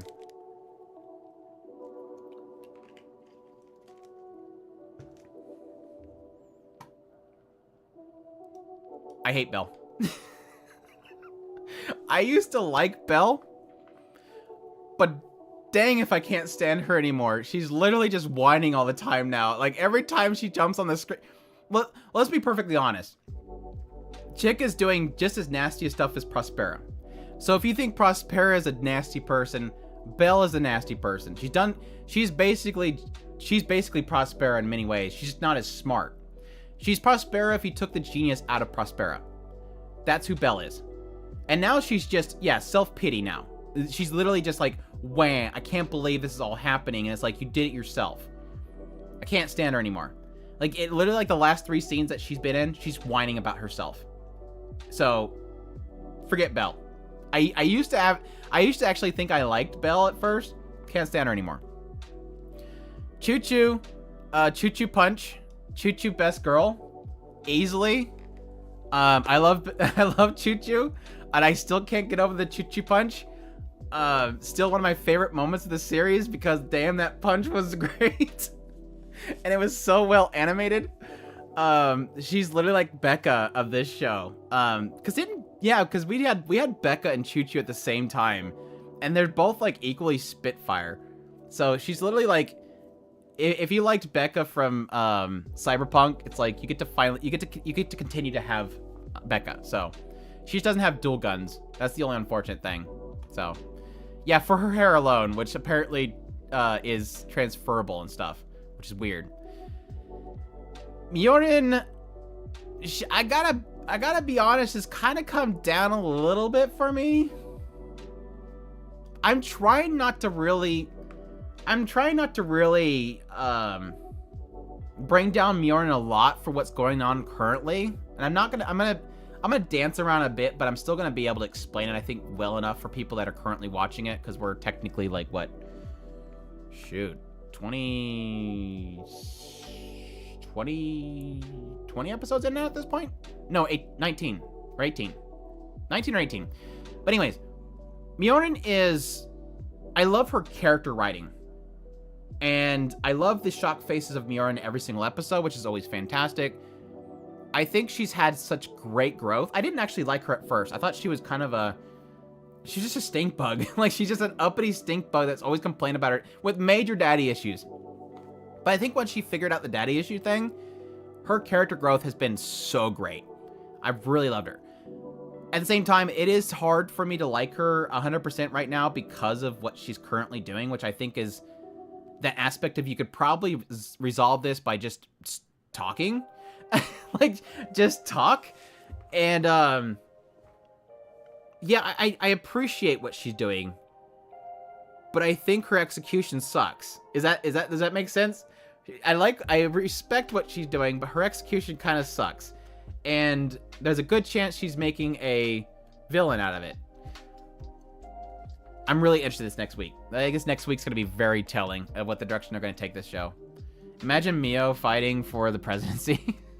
She's currently doing that. Can you imagine doing it back at episode 1? It would be terrible. Absolutely terrible. She's a D for you. She took the kids. She did. She divorced and took the kids. Literally did. I never actually thought about that, but yeah, technically she broke off the engagement and took the kids and the car and the house. She took everything. And her mom. Have you ever had a divorce where you take the mom? She did it. Damn. Typically, people don't like the in-laws. She's like, I'm gonna keep the in-law. Nika. Nika.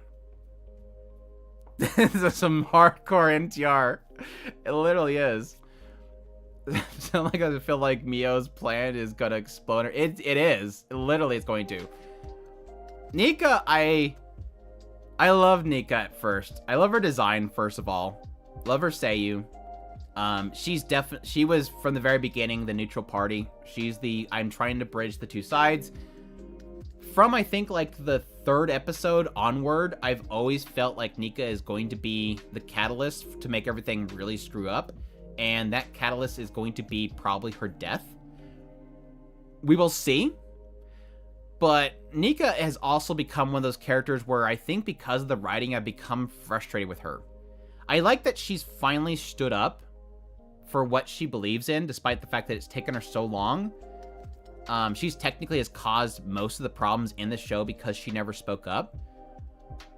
But right now I'm frustrated with her. Like this recent episode, her going, oh my gosh, the Gundams kill people? I'm like, what is this character writing right now? Like, what are we doing with this character? So I think most of my frustrations is what the writing is doing with her that's sort of inconsistent with the show. But I still like her.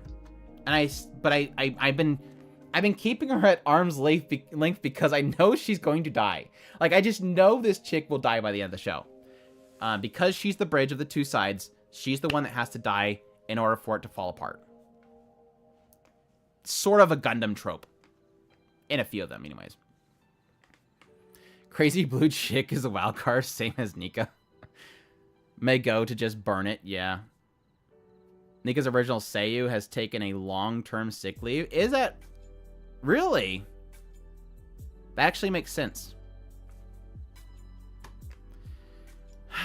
So that said, I'll probably put her in B right now. I adored her at first, but... Yeah. Nordier? This is Nordier, isn't it? I believe it's Nordier. Please tell me I'm right. Andrew's cheat sheet. Tell me it's Nordier. Yes, Nordier. Nordier... Blah. Blah. Just blah. Sophie's blah. Even though, again, I love their seiyus. Blah. They're very blah characters. They're just... This is what the extremist Earthians do. Blah. Prospera. Character writing S. Like, absolutely S tier. Character writing, she's Char. love Char. Is technically the villain that you technically can understand. You know why they are the way they are. They're wrote well enough that you know, yes, that's what they should do. Not that you agree with it. It's just, you know why they are the way they are. Not that I like her. Yeah, literally the whole thing is Prospera. Like, again, it's literally like Char. You can't have Gundam, the original Gundam 0078 or whatever, without Char. Not that I like her at all. So she's like the struggle where I like her writing, but I don't like her. So, as a best girl, she's carried by her writing, but I can't really say S because I just don't really like her at all. And she's very... There's an aspect where I think it's so much that there's a little side of me that's like, I don't get enough of her outside of that driving force. So there is a little bit of flaw in her writing, and the idea that this is all she thinks about, eats, sleeps, and breathes this focus. And so I don't get enough outside of that to really humanize her. She doesn't have a human element. I think that's the only thing character writing wise that I don't care for her. That's the reason why I probably wouldn't say that she's S tier. Like, even with Char, at least with the Origin series, you sort of get a little bit of sense of his personality outside of his driving force. So, oh yeah, she's a bad mom. she's going down as one of the worst moms ever. That's without a doubt. I mean, there is an element that you feel for her and her ability to be a mom to Eddie. That's it. That's why she has a mask all the time, because she's Char. it's a Char aesthetic.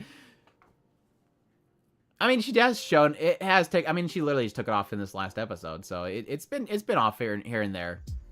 Heard about she's a great character and she may surprise us. I'm sure. I mean, there was a brief scene in the last episode that was like, yeah, that it's still a mom. No doubt, she's still a mom. This is the wife from My Home Hero if her husband was killed in the start of the show, literally. And you had Gundams. Prospera will manipulate you to put her in S tier. No doubt she'll probably talk me into it somehow. Though she might talk me into putting in trash, that way nobody notices her and she goes under the radar. Did we get your next top 10 anime of 2015? Top picks from Off the Beaten Path series? I'm planning on here soon because things have finally settled down. And I want to get some of those out before the preview start and the review start. So hopefully here soon. Plus I need to still do the room tour because I promised that at 10,000. But things have been crazy lately. A or B, but she maybe climb up as story goes on. I'm sure like the next few episodes will probably be really good. Sueta.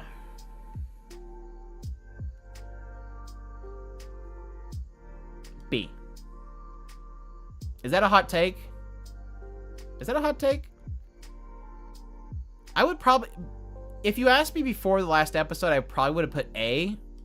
But the last episode sort of frustrated me a lot with Sueta because I thought she'd break, but then she just kind of just didn't. And she just kind of... I like her personality. I understand her because I'm still the mind that she is literally brainwashed. But that doesn't... Brainwash isn't much of a selling point for a character. And until that brainwash aspect gets broken, I'm never going to see her grow as a character. And I really felt like this last episode that was going to happen. If it doesn't happen in the next... If come Sunday, nothing happens with her character, I'm going to throw her out with the... I'm just going to throw her out in the trash can. Because this is the point that something needs to happen. She either needs to break that brainwashing aspect, because she's literally been told by her mom now and her sister to walk away. If she doesn't break at this point, I'm gonna have no hope as her character. I feel like I have hope in the writing if that's the case, and it needs to be broken. But after the end of the last season, after Muren kicking her out, after mom kicking her out, after sister kicking her out. If something doesn't happen next, I'm going to be very frustrated with her character. And I will not believe they're going to do anything with her. So that proves that some people are so thick you have to break them twice to get through them. Yes, exactly. She needs to be slapped by Bright. She needs a Bright slap so bad. Just the boom, just right across the face. The ED song made no sense until the last 2 episodes, I feel for it. Dude, the ED is so freaking phenomenal. Like, there's so much in that ED. And honestly, if the ED is indication enough, I really think things are going to get really crazy. Like, the ED is saying so much stuff if you really look into it. Like, I still at this point really badly want to dig into that and really see if I can find something in it. I'm sure people have done it already, but damn, that ED, it feels like it's saying so much. It's super good. Anyways. My clueless first friend. I literally skipped her episode introduction. Like, I opened up an episode and I'm like, wait, she has a friend? Where did this girl with the glasses come from? And I had to go back and watch the previous episode. I could accidentally completely skip that episode. But no, she's super sweet. And she likes tank top, so I like her. Anybody that supports her is great. So I'm sure she'll be nice eventually, but she's still a B word, so I don't care about her. And then, yes, Roxy, the bullied Roxy character.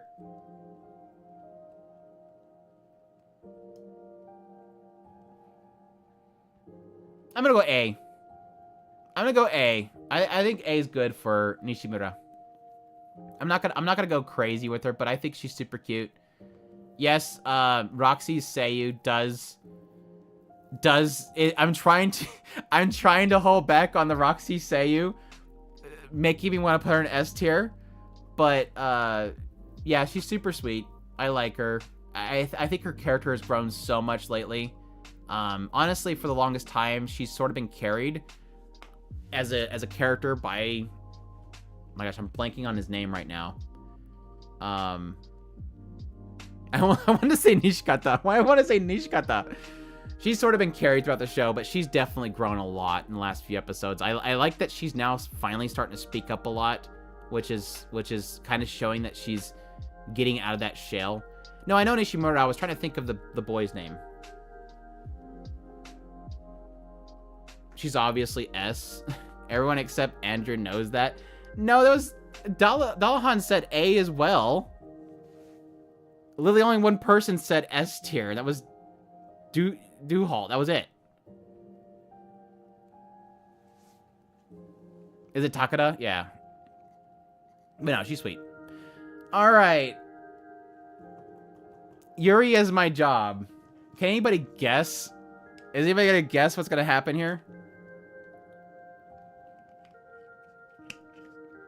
Sorry, you said S, so I'm gonna go S. Fine. Bullied Roxy goes to S tier. I don't care. Gyaru what? Gyaru what? Trash for MC? Trash? All trash. There you go. YP's got it. Gyaru and that it. D tier. Trash for all. Save the manager. No, the manager goes in with them. They're linking hands and they're gonna go in together. F that. B. Why is it best mom and MVP of My Home Hero not in S tier? Because I don't really care outside the fact that she's a great mom. There's still faults in the show. Yeah, trash. Absolute trash. She's okay. I will admit that she's okay. The manager's okay. Trash. She's okay. She hasn't done anything offensive, but she doesn't exist either. And she's okay too. She hasn't done anything offensive. So Gyaru, Cook, and manager are okay. They just barely made it out of the pot.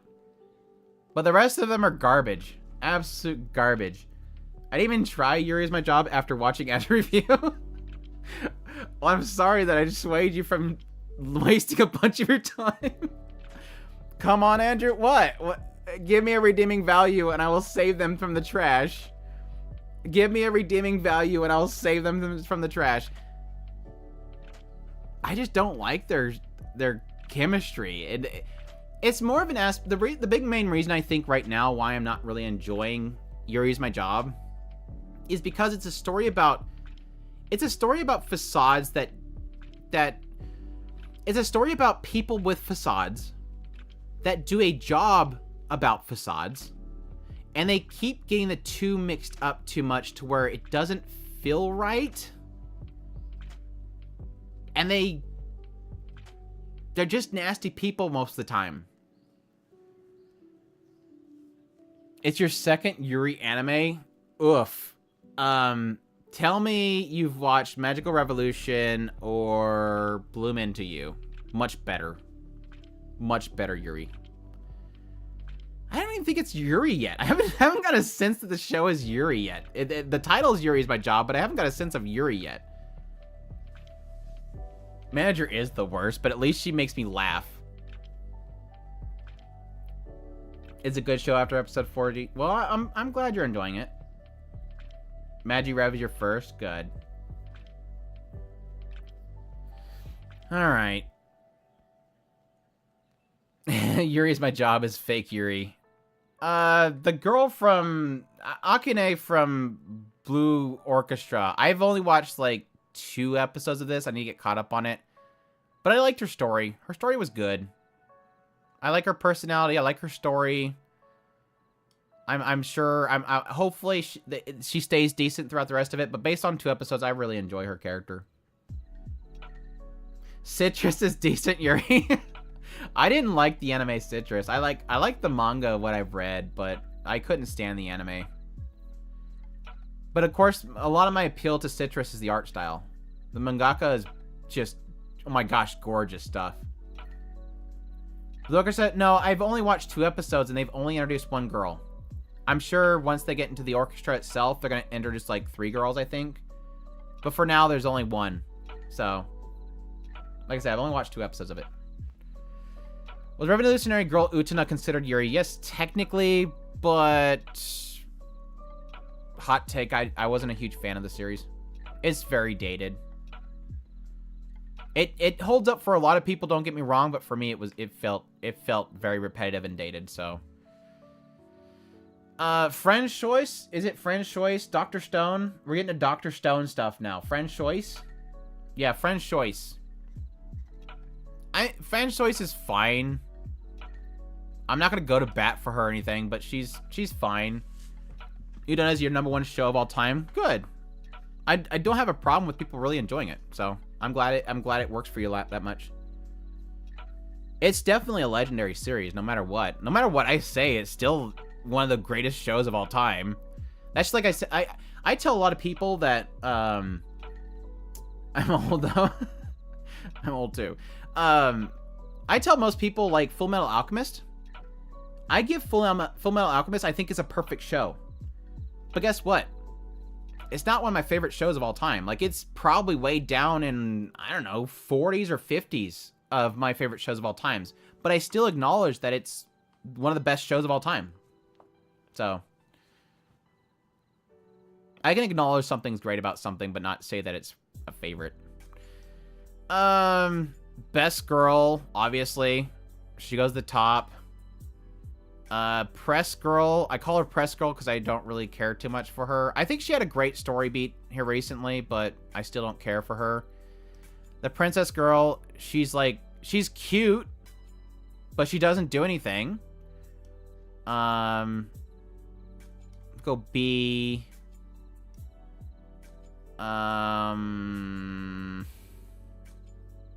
They sort of don't do anything with her either. I'll put her with the rest of the girls. It's fine. Utena is too pretentious. That's literally the writer. The writer just is very artsy-fartsy. And you either get it or you don't, kind of thing. And not to say that those that get it are better than those that don't.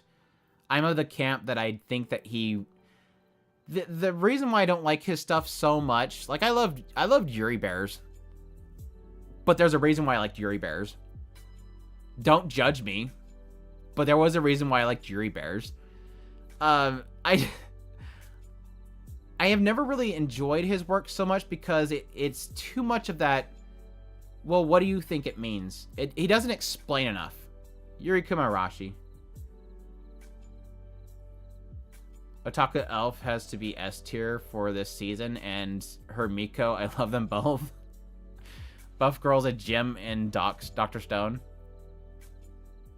I don't think I put the Buff Girl in there, did I?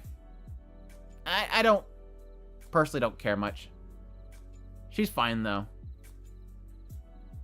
You know, the first episode of G-Witch is a major homage to internet. Yeah, literally like every single freaking person on the internet had to say something about that.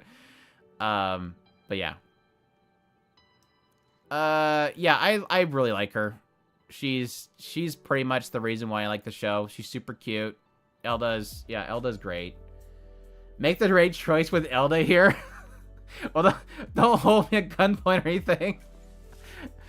But no, she's like the only reason I like the show. And honestly, a lot of the humor escapes me because I get really tired very quick of all of the history lessons they do with the show, which doesn't really work too much for me. But I just like her personality. It's something to say. A character could easily hit S tier for me when it's a character that I feel like I could sit down and talk with for like hours on end. Like, Elda is a character that I feel like I could just walk right in there, sit down, and just gulp Red Bulls and just talk. She has like a great personality. I love her. She'd probably terrify me though. I walk in and sit down and she'd run into the closet. Yeah, she has a wife potential there. I can agree with that. But no, I think she's great. So, I'm blanking on her name. The other girl's attendant. The other Miko. What's her name? Other Miko? Is her name Other? Her name's Other Miko, right? God, why is this list terribly ordered? I blame Tiermaker. Himawari. She's a nothing. She's literally a nothing. She had like 2 lines. She's fine. She's not bad. But she's just existing. I love this show. Its art style is so charming. The characters are so quirky and fun. Yeah, the only thing that I don't like about Otaku Elf is just that it gets way too stuck in history lessons. Some of it's informative, but most of the time I don't really care for a history lesson. Or at least right now I don't care for a history lesson, so it kind of bugs me. But I enjoy it. Everything else about it. Super cute. Miko.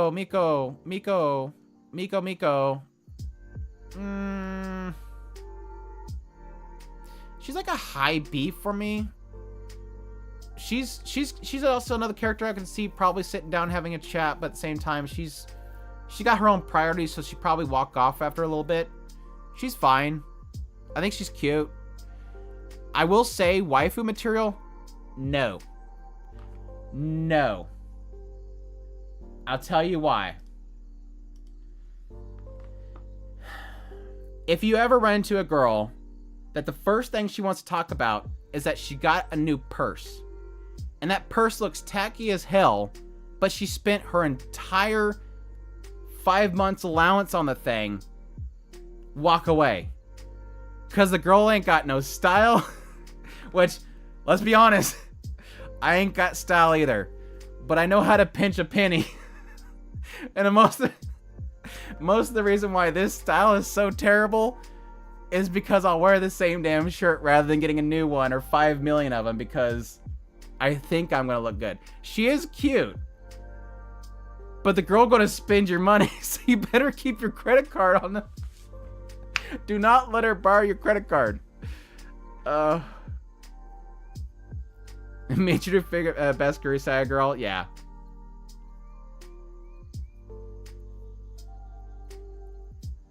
Waifu material from the show is Elda. Yeah, like I said, I love her personality. Got no style while telling lies on air like this.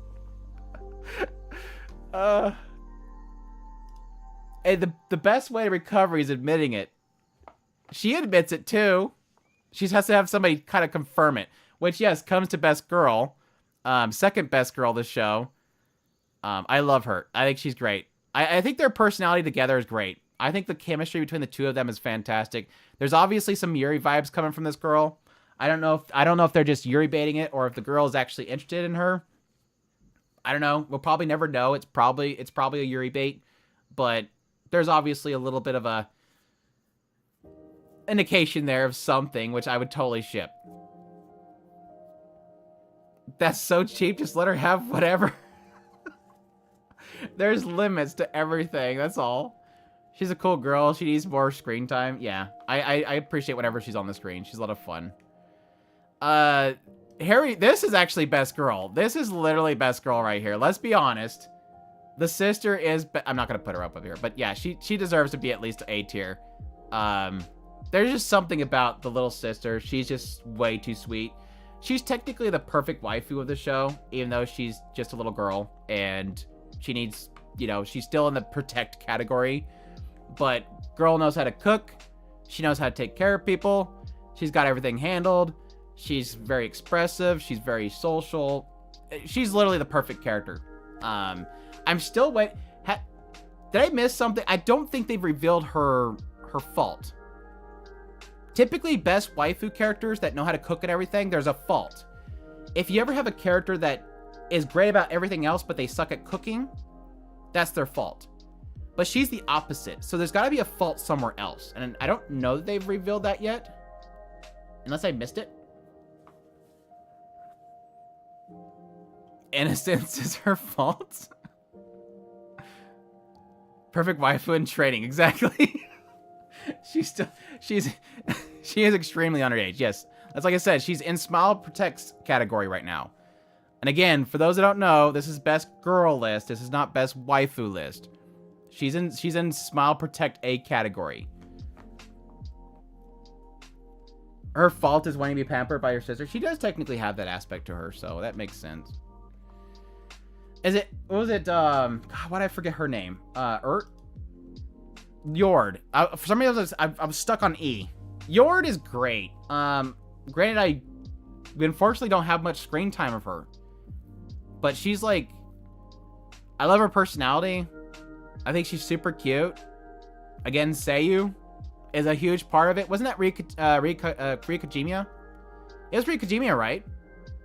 This was sucks. We literally got like half an episode with her. I think it was Rikajimiya, wasn't it?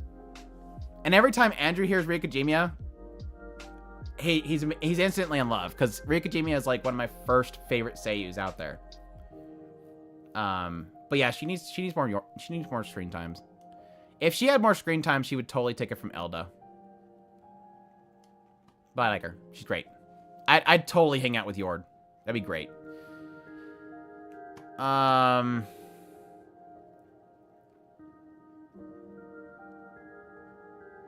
am I want to say... I almost want to say Wisteria.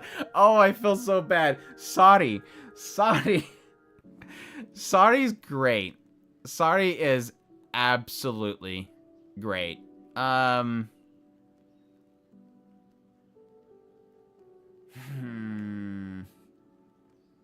S or A? I almost want to put her S. I have no faults with her. I have no faults with her whatsoever. I think my only faults with her is the show itself.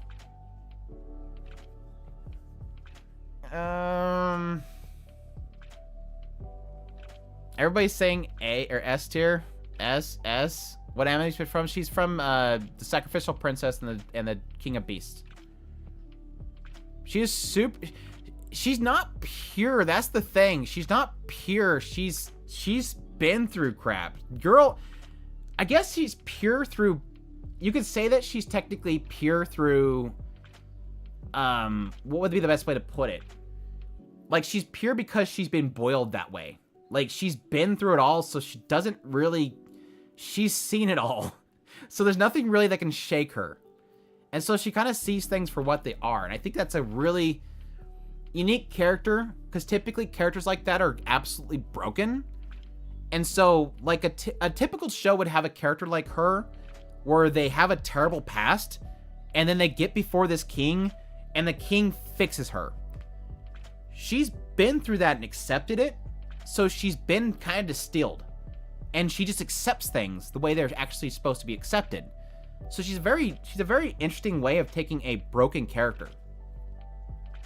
The show is just slow. It's 24 episodes, so it still can improve.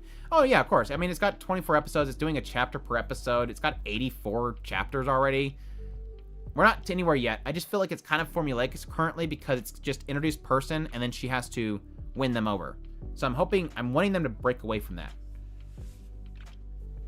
It's the after broken and I'm okay now. Yeah. I mean, she's not okay, but she's technically not... Yeah, she's okay now. It's more of like she's given herself up to it. Like, I hurt and I'm just kind of gonna deal with it. But yeah, I can get where you're going with that, though. I can agree. Yeah, she's been treated like trash, and it's hard, yet still able to love. Yeah. Like I said, it's great not to have to fall in that usual trope. Meow, meow, meow, meow, meow, meow, meow, meow, meow, meow, meow, meow, meow, meow, meow, girl. Lisa. She's funny and cute, but I don't... I'll put her in C. She's a character I would enjoy hanging out with. She's a bit much at times, but she seems like a good hangout. Character-wise, nothing really there. It's a comedy. I don't really expect much, so... She is the biggest ride or die chick this season. Lisa is in C for cat. Exactly. TCB, yes. Exactly. Exactly. Rokudo girls. Oh my gosh, Rokudo bad girls. She's like Tomo-chan with cats. I could see some connections there. I could follow you on that one. Rokudo bad girls. Okay. Let me get this little elephant, itty bitty little elephant here out of the way. I hate the designs. The only character design I like is her, and I kind of like hers. So Himeno and what was the other girl's name? Tsuyukusa. Those are the only two. Rokudo, well, I have to hear you. Those are the only two character designs I like. All the other characters, I hate their designs. The manga actually looks good. Like, the manga's not that bad, visually. It's the anime, for some reason, they chose to go with some stupid design with them. Manga got boring. That doesn't surprise me whatsoever. Am I still enjoying Rokudo? May binge once it's over. I've been enjoying it. It has its faults, for sure. But it's been a lot more enjoyable than I thought it would be. Like, it's not up there as, like, one of my favorite anime of the season. Probably not even the 10s. I really need to do another top 10 list for the season so far.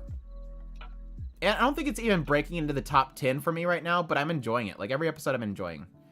The only thing I don't like about the show so far is there's way too much emphasis on Rokudo basically being... It's got the whole, like, Tokyo Revengers thing going on, where it's just him whining all the time and getting beat up. That's how most problems are solved, is Rokudo gets beat up. So, yeah. But yeah, let's... Himawari... She's like the worst character design out of all of them. She has no personality whatsoever, so there's nothing that can really sell me on her right now. I'm theorizing that she's technically not a bad girl because she's beating up bad people. And I bet she's going to be the first case of a character that's actually in love with Rokudo that's not being affected by the curse. I know that's going to be the big twist, and it's going to be so stupid, but that's my prediction right now. Rokudo is the worst girl overall. In a show full of a bunch of girls that are much more manly than he is, yes, he is the worst girl overall. For me, Boss Lolly is the best of the series. I really enjoy the Boss Lolly. She's great. Dang it. But no, like I said before, Himeno, I hate her shtick. Like, it's like everybody else is kind of repetitive whenever it gets to like their particular shtick. But at the same time, I do like her. Like, she's enjoyable. And like I said, I really like her design. Yeah, she's probably Osanada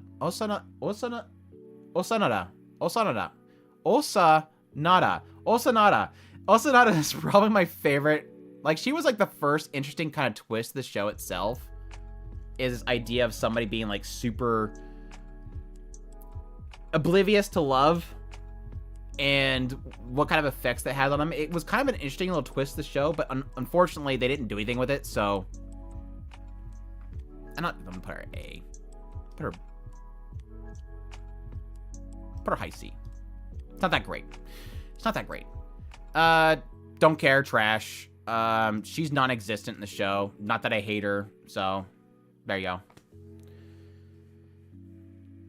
Yeah, that's the unfortunate thing. There's like, anytime that I feel like they're gonna do something cool in the show, they end up kind of just flubbing it really quickly. Like I said, with Osanada, it was like a really cool idea that I need to essentially make her a good girl before she falls in love with me, or before she figures out what love is, because the curse is making her like me because she's a bad girl, but she doesn't know what love is yet.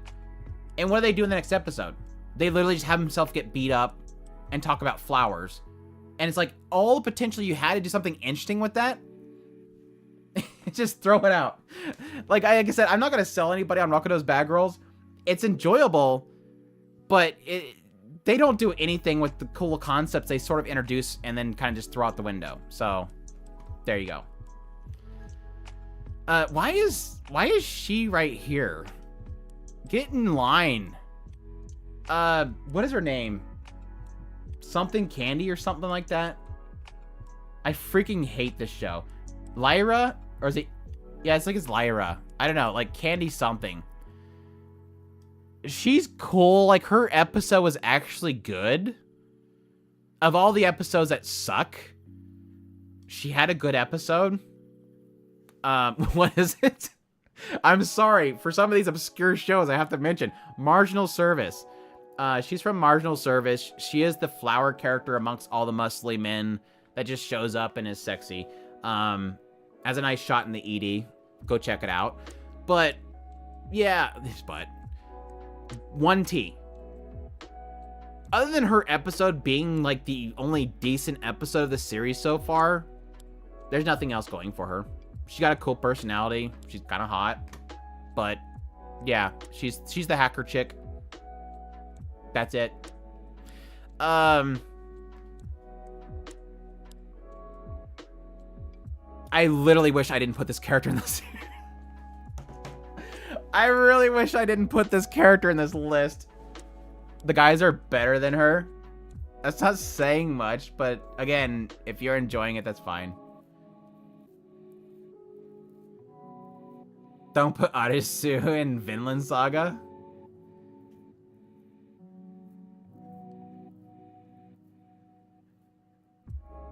There's barely any girls in Vinland. She's literally the only one that I'm noting because she's the only one in this season, so... I mean, I could have put the wife. I could have put the wife. I just don't really know how I want to address Arnheid. She's... I guess I can explain where my mindset's going. With Vinland Saga, I think it's a beautifully written story. It's a beautifully portrayed show. My only criticism that I've had for this season's particularly so far has been the fact that I think that they've extended a lot of scenes to make it kind of bloat to reach the episode count, which is what, 24? And she's literally the example of that, and the idea that every scene with her in it seemingly has been extended to the point where I am getting sick of her character. Mind you, her story is fantastic, and the effect that she has on everybody around her is absolutely fantastic. What's up, Carbon? She's a fantastic wrote character, and her effect on everybody is fantastic. No mistake about that. But she is a prime example of how the studio is sort of dragging out this story so much so that it can get to a plot line to end the season on. And that's my only frustration with her. So I guess it's not necessarily her fault. It's more the studio's fault. But yeah, I'll put her an A. I think she's a fantastic character. My heart broke for her.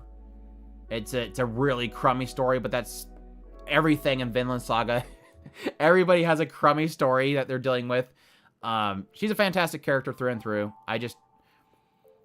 My frustrations, I guess, is more with the studio and how literally every scene that she was in, they drag. Like, I went back and checked the manga, and there was a lot of scenes with her that they just completely added some extra stuff, and it's like, why is this here? This isn't even in the manga. So, anyways. Sorry. Mic slapping. That's how passionate I am. All right, U149 girls. Again, this is a best girl list. These characters are between ages 9 and 12. We fully acknowledge the fact that these are best girls. Smiles must be protected, not waifus. Anyways, Arisu.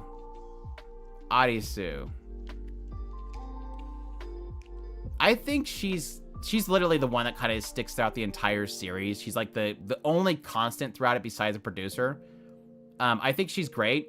She's got that fire that I think the show needs. She's super funny though. Like I love her chemistry with the main character.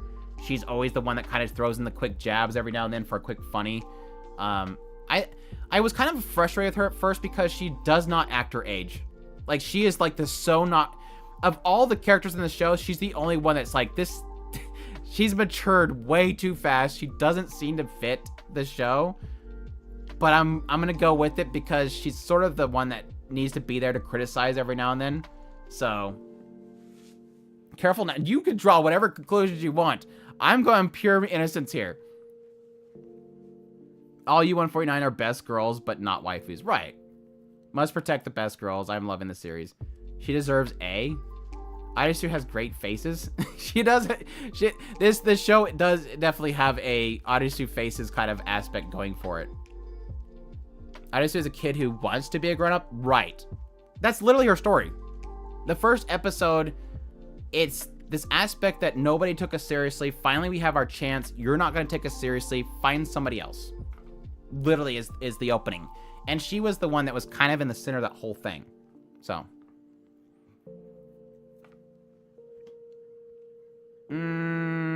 The Haru. Kind of blanked on her name. Haru.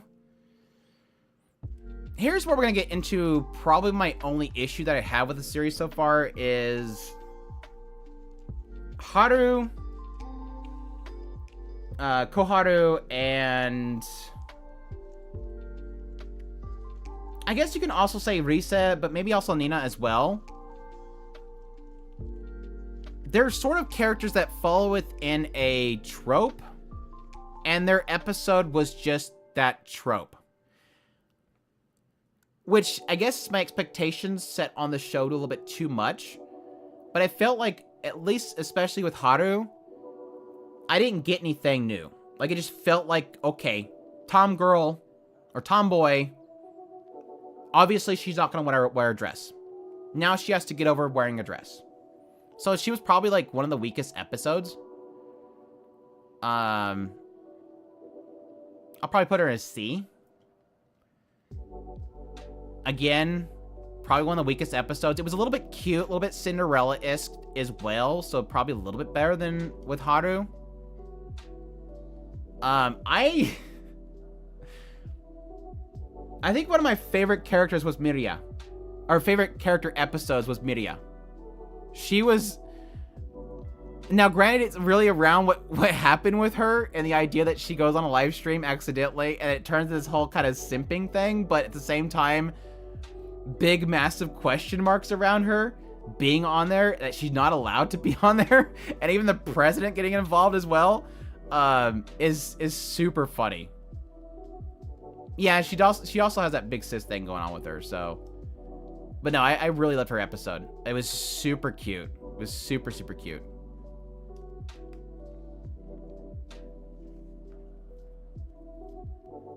Koharu is okay. Hyokun is better.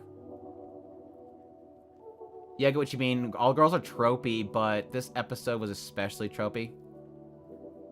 Yeah, particularly her episode, yeah.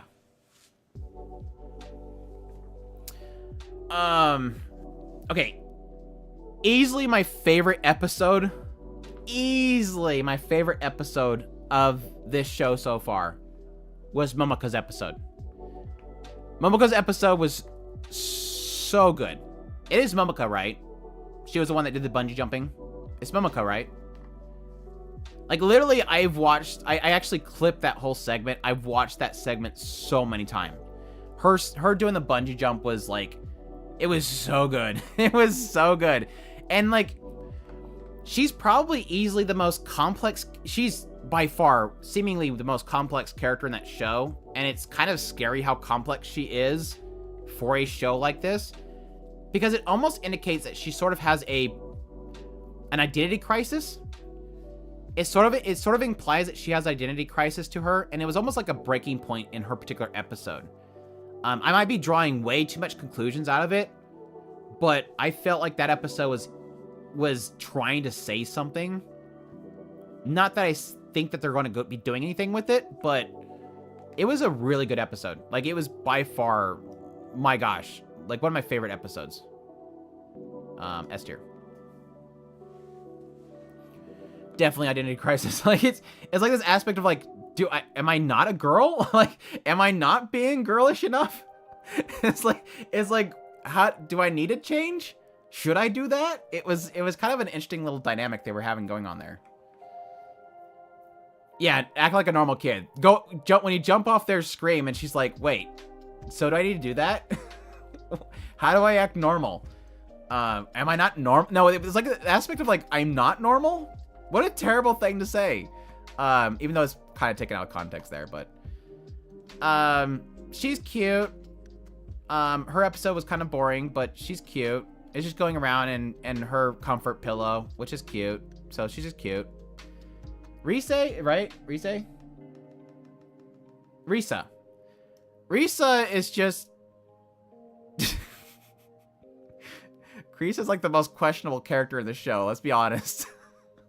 Risa is the most questionable character in the show. She's the one you have alert, constantly be on alert. She's got major daddy issues.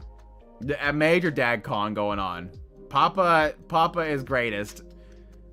Be careful around her. They have a little segment where they're in like the train and stuff like that. I'm like, dude, sit a little bit further away. It's dangerous. Risa's a good girl. I'm gonna put her an A. She is a good girl. I like her. I do like her. She definitely got the whole kind of it's not very tsundere, but it's pretty close to tsundere kind of attitude. You gotta chisel past that obsession with dad before you can even talk to her. Yeah, Jay-Z, you're saying something that literally exists for every single character on this list. You're not going anything new here. It's one way to describe her. But no, that's all the characters I'm doing for Idolmaster, because that's the only characters we've had episodes for, I think. Unless I missed one, and then I feel bad. But I think that's all the ones I've had episodes. Kubo!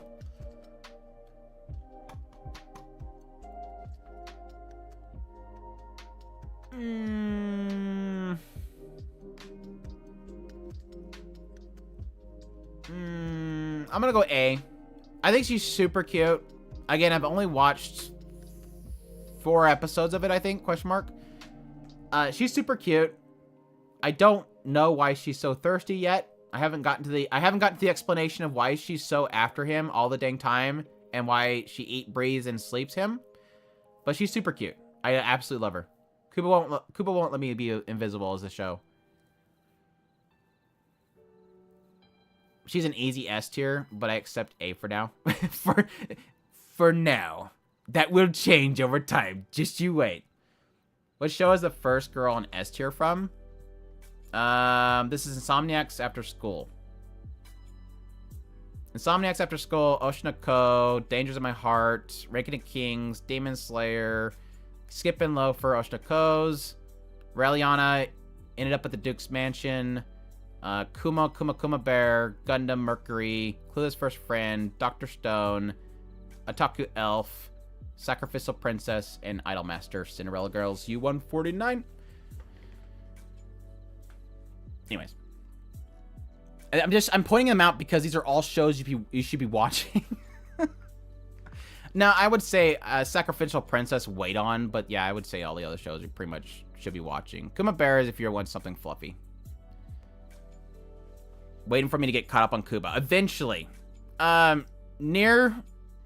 This doesn't exist. This isn't this season. This will never have another episode.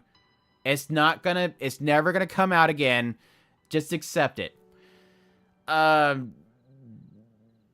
Trash. I don't know her, so we'll see. Mashal characters, they barely even exist. So she's just I hate her. She's probably gonna get fixed after being protected, but whatever. Mega Man show. Yeah, Mama's an S tier. Wild for those of us have not watching anime for 2 decades. Isn't that interesting? Finally having great mom characters. Mashal trash. Easy trash.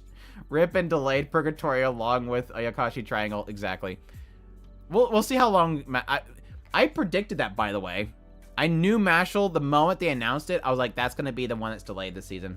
Now, we'll see if it's more than 1 episode. But yes, Nier is going to be permanently delayed. Anyways. What was her name? The one that gave her the eye patch.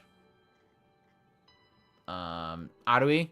She's actually really cool. I actually really liked Arui. But unfortunately, the show in general is not that great.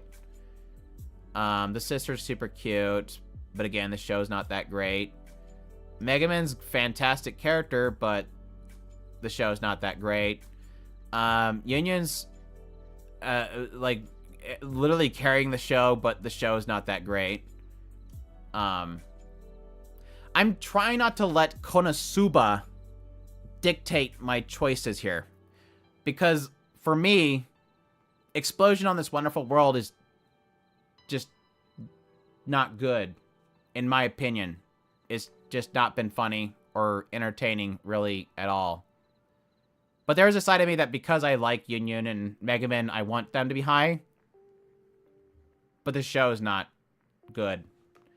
Mashal hasn't even had it as a recap episode yet, while Gundam Witch, Oshinoko, and others have already gone through recaps. Oshinoko had a recap? When did Oshinoko have a recap? I don't remember Oshinoko having a recap. But no, Mashal's supposed to have a recap episode this week, wasn't it? Did I dream that? Oh, that's right. Next week. That's right. Okay. Sucky. Which is technically fine because it's going 11 episodes, so it's not like we'll miss anything. But yeah, Mashal's supposed to have one this week. Right? Episode 8 is supposed to be delayed for Mashal.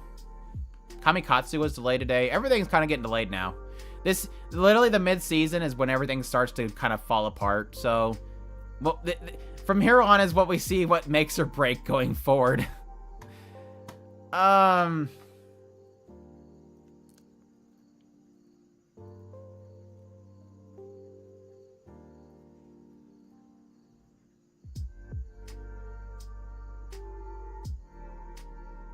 I'm talking about the Mega Man show. New episode of Mashal this week. The recap was last week. Was it? Maybe I just completely dreamed that. Maybe it was like one of those aspects of like, oh, there wasn't an episode. Didn't notice. Yeah, we didn't get U149 either. Like I said, this is when everything starts to fall apart. This is when everything starts to fall apart. Due to delays, I'm delaying my response to this till next year. It only took the entire season, but Thorfinn finally said something. Alright, Heavenly Delusion, Kuroko. Again, fully acknowledging brain of a boy, but literally one of my favorite, as the great saying is from the anime community, sometimes it takes a boy to be best girl. I really like Kuroko. Is fantastic. Love the character. It's partly because I really love the show itself. But yeah, it's kind of like a girl bro that you would love to hang out with. And yes, barter with a grab here and there.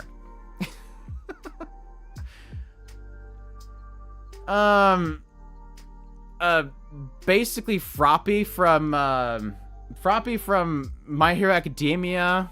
Froppy from My Hero Academia just kind of is there, climbing up walls.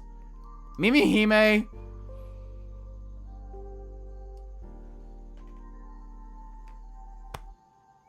Mimi Hime. Those that know. Those that know. I love Mimi Hime. Just have an absolute soft spot for Mimi Hime. And that is all. That is all. Tokyo, I don't really care. Just kind of... Tokyo is like one of the most least interesting characters that literally is driving the whole one side of the story. If Tokyo wasn't there, it would still be the same show. Yeah, Mimi Hime's got the whole like cat mischievous thing going on, even though she's not very mischievous. I love Mimi Hime. Yeah, but Tokyo is very normal. Tokyo is very, very, very normal. There's something about Mary. I mean, the king of hotels. Should I say S tier for King of Hotels? No, King of Hotels is fine. I'm not gonna go crazy. I just want to put it here to laugh about King of Hotels, was just fantastic. She got dreams. It's important in an apocalypse to have dreams, and the King of Hotels is very focused on those dreams.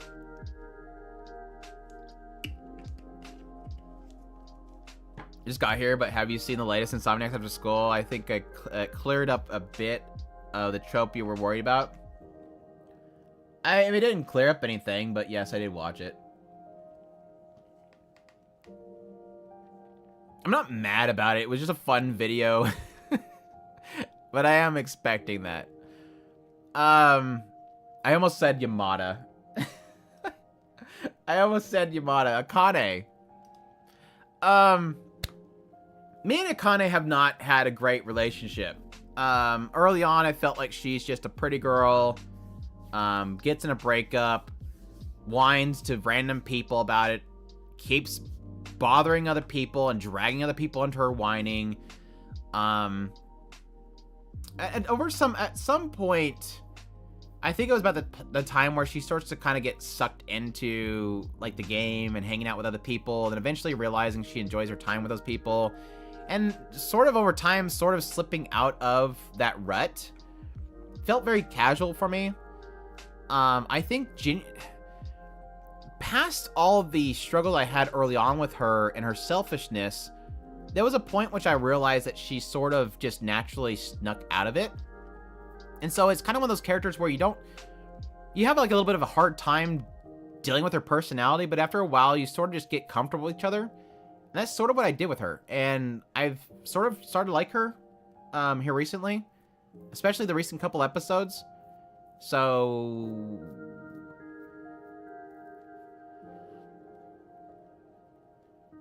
I'm thinking A or B. I'm thinking A or B. I love Akane. She reads the room both offline and online. I can't agree with that one, but I can go. I can sort of go with you on that. She's good girl, not best girl. She is growing on me. Yeah, she's growing on me too. I think that's the thing about her. It is taking a long time, but she's grown on me. And I don't even remember the exact point in which she kind of just I lost that dislike of her. I'm gonna go B. I'm not a huge fan of her, but I do like her. This recent episode, I really liked her. Really liked her. So.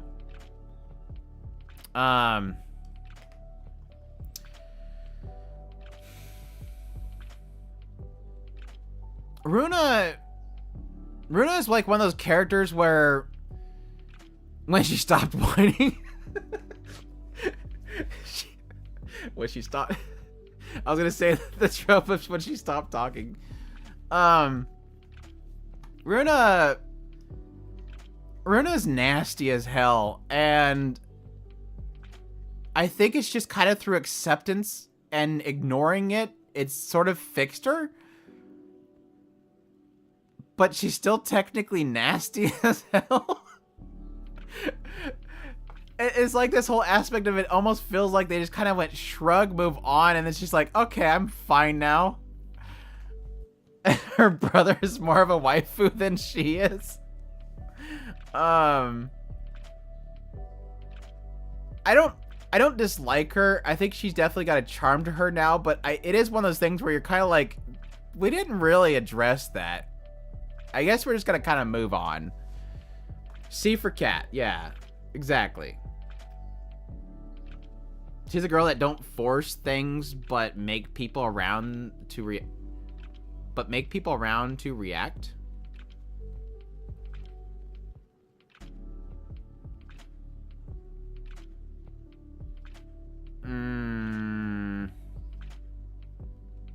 It's C for another word. Oh my gosh, y'all. Moving on. Oh god. Why did I put this in the list? Andrew. Past Andrew. Why did you put this in the list?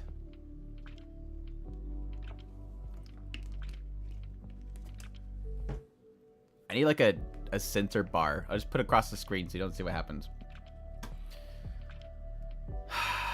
She's literally nothing. She's had like 2 lines this entire season. She's actually funny and I like her. She's about the only thing that's enjoyable about the show. And I think she's incredibly cute. But it's boring. B's fine. B for boring. Tonikawa, my second favorite this season. I'm glad you're enjoying it. I'm happy for people that enjoy it.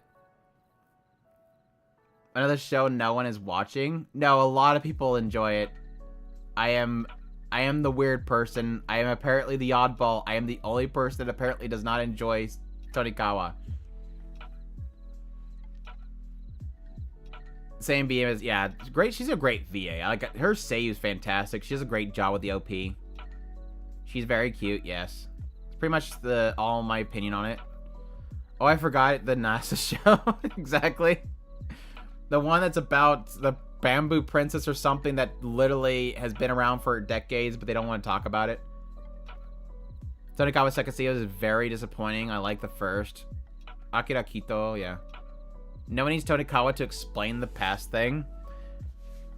Oh, we needed to. And I don't think it's going to do much. And that's the only unfortunate thing. Like, the OP is definitely fascinating and the possibility of explaining, like, her entire history. But I don't know that it's going to... I don't trust the writer doing well enough with it, unfortunately, at this point. And we were married, so it's okay to hold hands. WTF. That's literally still at this point. It's the first discoveries every episode. I personally just don't care for it. Yeah, it's obviously, it at least has indicated something this recent episodes where the idea of here is somebody that has known her in the past, or at least was her previous caretaker, and they want him to do what she couldn't do, which obviously indicates some way of curing the curse or something. Probably her immortality or something.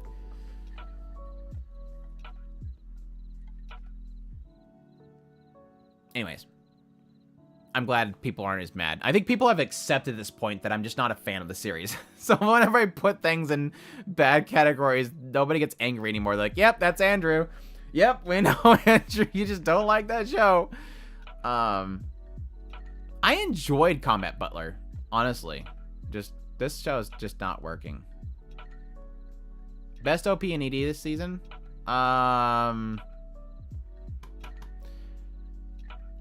ED, I kind of want to say Gundam Witch of Mercury, or possibly